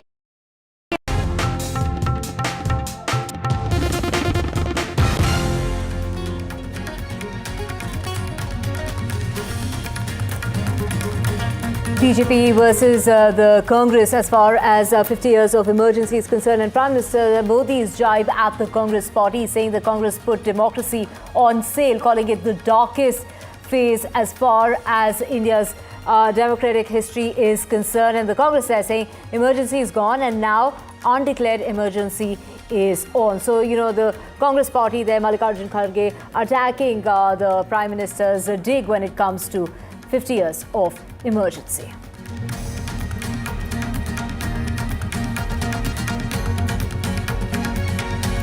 And a Sardarji 3 row that has exploded with the Mika Singh there slamming Diljit Dosanjh for working with a Pakistani actress. Now Mika's took to social media site Instagram and put out a post in which he referred to Diljit without really taking his name, referring to him as a fake singer.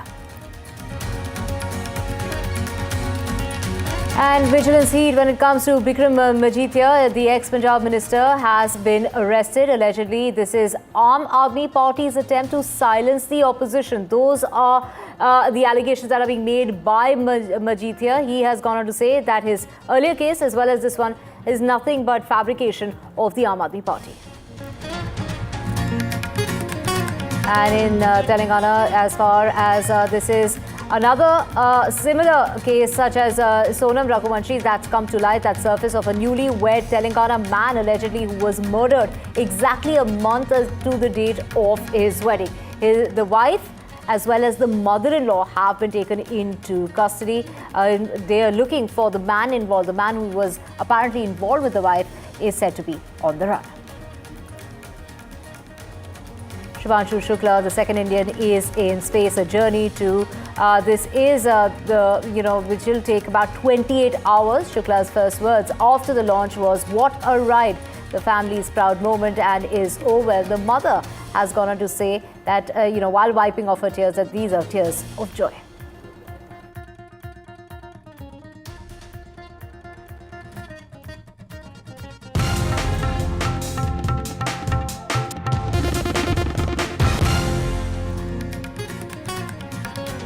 A very good afternoon. You're watching NDTV 24/7. I'm Divya Vadva. We have a whole lot lined up for you, including Prime Minister Modi calling the imposition of emergency the darkest chapter in India's democratic history. Prime Minister Modi says that no Indian will ever forget the manner in which the spirit of the Constitution was violated and that the Parliament was muzzled. As the country marks 50 years of emergency, Prime Minister Modi announced a book that chronicles his experience during those years and how they shaped his journey as a leader. While Home Minister Amit Shah has also slammed the Congress party for the imposition of emergency in 1965 and said, "We overcame a dark chapter like the emergency because our nation never bows down to dictatorship." Amit Shah said that emergency was imposed by the former Prime Minister Indira Gandhi as she saw a threat to her power and there was no external danger or internal unrest. Let's listen in to Prime Minister Modi and Amit Shah.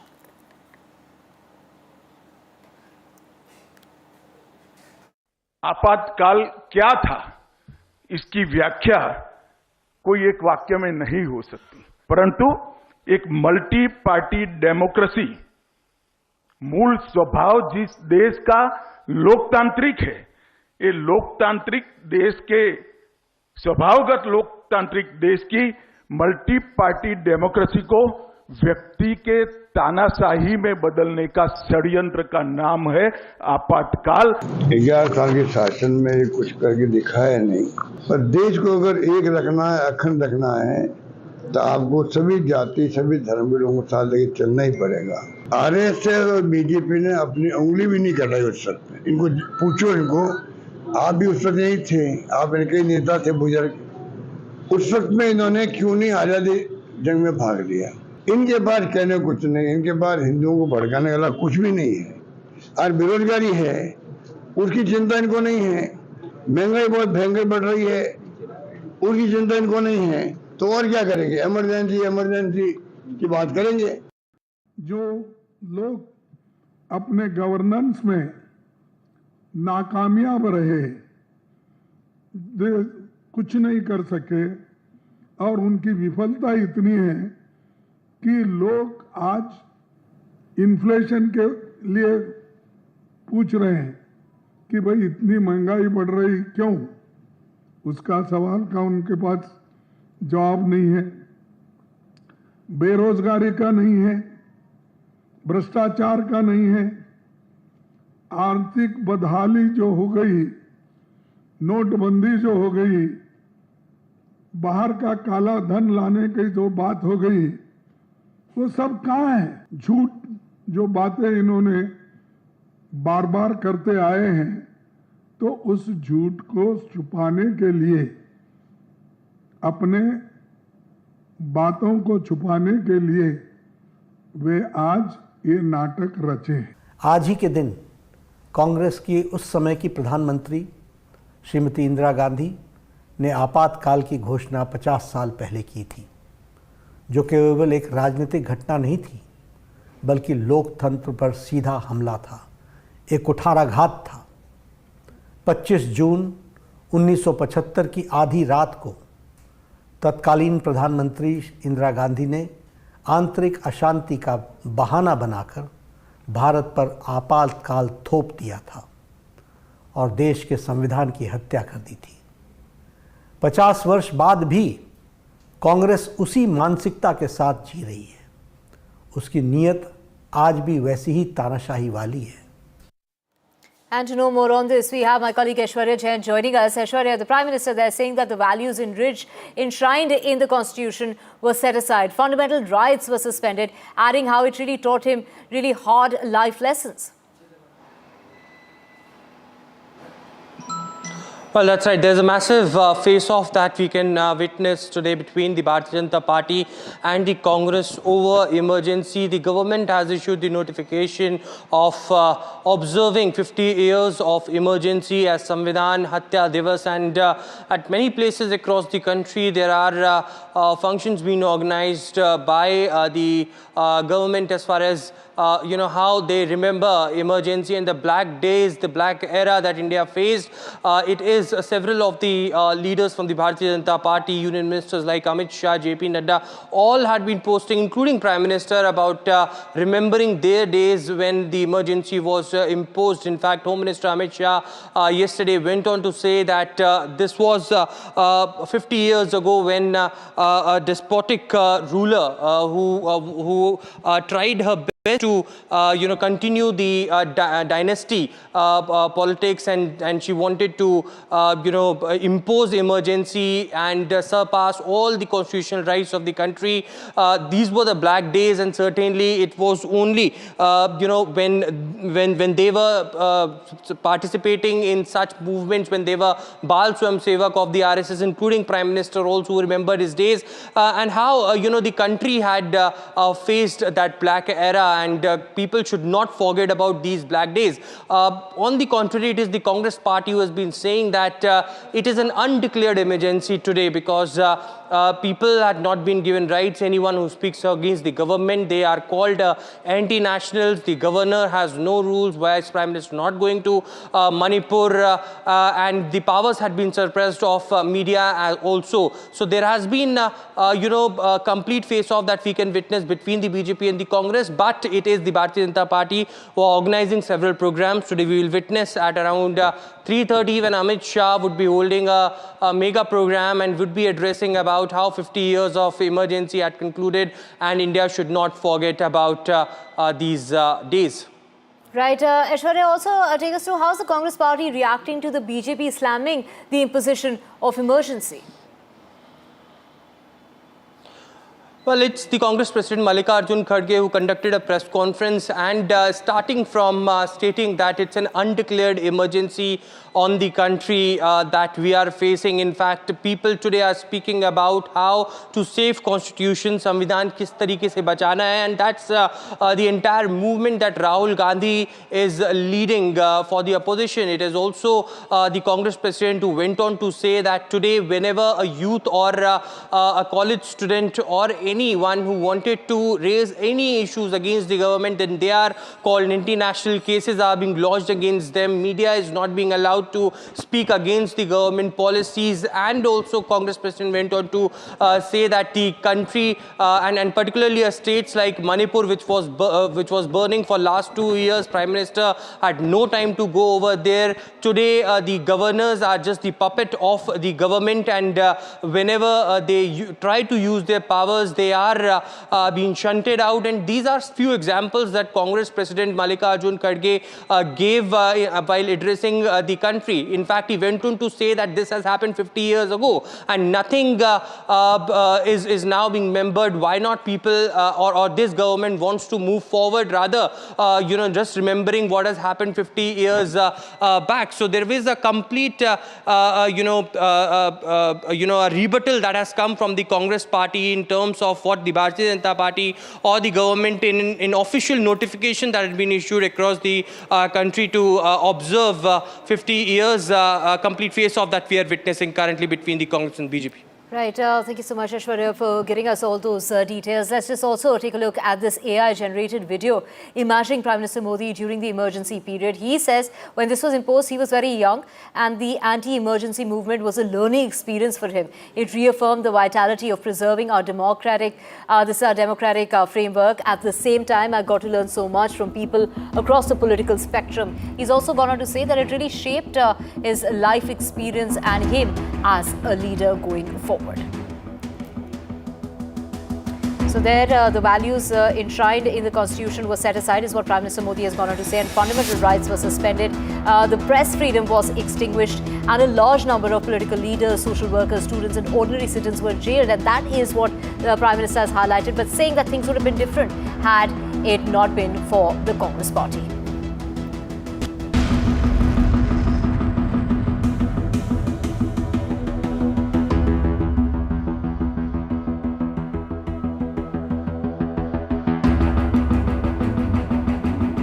Prime Minister Modi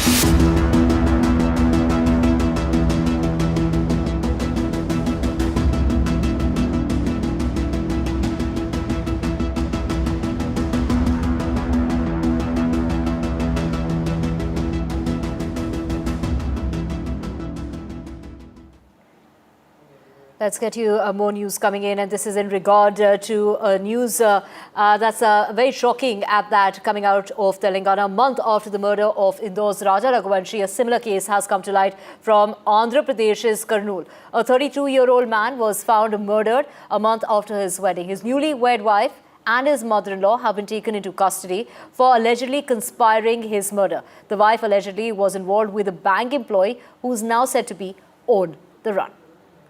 We have my colleague Uma joining us. Uma, there are more people believed to be involved in this particular case who were hired in order to eliminate the husband. What details do you have for us? And what's the case that the police has made so far against the wife?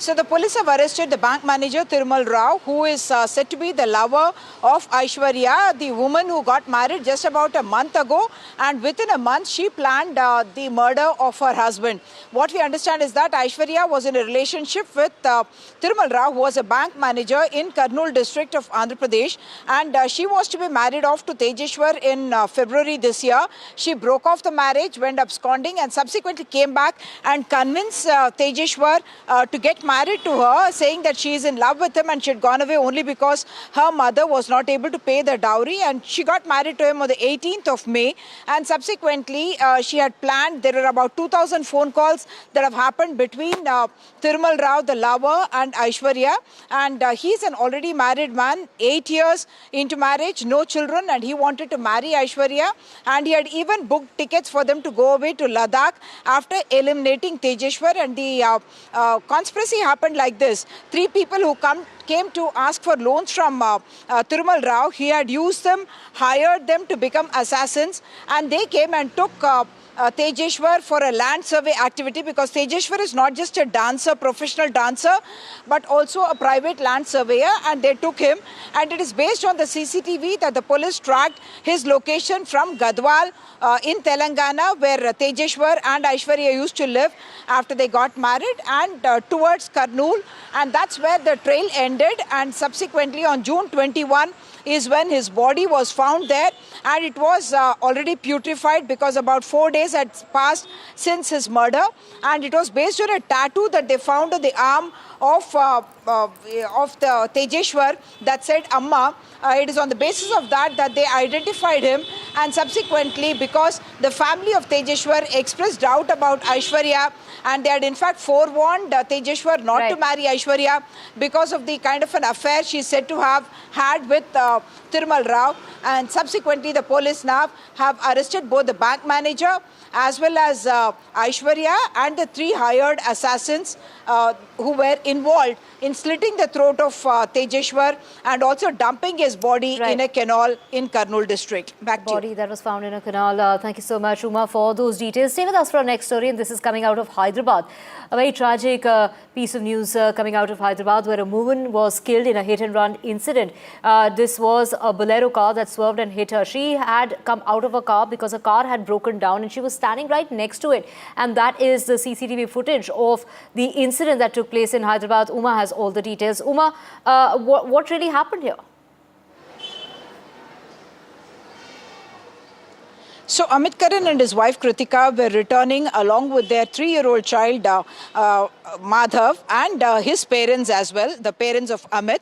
And at Kukatpalli is where we are told that the car in fact broke down in the middle of the road. You can see the visual that the car is broken down in the middle of the road, and you see Kritika trying to get out of the car along with her baby, and that's when out of nowhere this Bolero vehicle in fact swerves very, very sharply to its left and hits Kritika, and she is thrown off the road, in fact a huge distance away, and she succumbed in fact there itself because she had suffered very severe injuries. Even the child Madhav had suffered injuries, and he was shifted to hospital, and he is said to be safe, but the mother has passed away in this accident, Kritika, because of the manner in which this Bolero had in fact swung swerved very sharply to the left and then hit and ran away. Actually, it was a hit and run case. That's why there was suspicion initially whether this was a case of murder, but now they have arrested the driver, who has been identified as Nana Sahib. The family had gone to Tulja Bhavani temple, and they were returning from there. That's when this accident happened. Thank you so much, Uma, for getting us the details of the very shocking incident that's taken place in Hyderabad. Moving on, senior Akali leader and former Punjab Minister Bikram Singh Manjeethia, who is being probed in a 2021 drug case, has been arrested after the Punjab Vigilance Bureau raided his residence. And according to sources, this is in a fresh case that the Punjab Vigilance Bureau arrested him for allegedly possessing assets which were disproportionate to his known sources of income. To know more on this, we have my colleague Gurpreet joining us. But before that, let's listen in to what Manjeethia had to say. Bhagwant Mann ਦੀ ਕੇਜਰੀਵਾਲ ਦੀ ਬੁਖਲਾਹਟ ਮੈਨੂੰ ਚੁੱਪ ਕਰਾਉਣ ਦੀ, opposition ਦੇ leaders ਨੂੰ ਚੁੱਪ ਕਰਾਉਣ ਦੀ, ਕਿਉਂਕਿ ਬਹੁਤ ਘੱਟ ਬੋਲਦੇ ਆ, ਅੱਜ ਵੇਖਣ ਨੂੰ ਮਿਲੀ। ਅੱਜ ਮੇਰੇ ਤੇ ਕੱਲ ਰਾਤ ਨੂੰ ਵਿਜੀਲੈਂਸ ਦਾ ਪਰਚਾ ਦਰਜ ਕੀਤਾ। ਅੱਜ ਇੱਕ ਇੰਦਰਪਾਲ ਨਾਂ ਦੇ DSP ਜਿਹੜੇ ਆਪਦੇ ਆਪ ਨੂੰ ਕੋਈ ਇੰਟਰੋਡਕਸ਼ਨ ਨਹੀਂ ਦਿੱਤੀ, 50 ਤੋਂ ਵੱਧ ਬੰਦੇ ਲੈ ਕੇ ਸ੍ਰੀ ਅੰਮ੍ਰਿਤਸਰ ਸਾਹਿਬ ਜਿੱਥੇ ਅਸੀਂ ਸੀਗੇ ਗ੍ਰਹਿ ਵਿਖੇ ਉੱਥੇ ਧਾਵਾ ਬੋਲਿਆ। ਇਹ ਕੀ ਤਰੀਕਾ ਹੈ? ਤੁਸੀਂ ਕਾਨੂੰਨ ਨੂੰ ਅਸੀਂ ਸਬਮਿਟ ਕਰਦੇ। ਤੁਸੀਂ ਆਪ ਦੇਖਿਆ ਕਿ ਕੀ ਕੁਝ ਹੋ ਰਿਹਾ।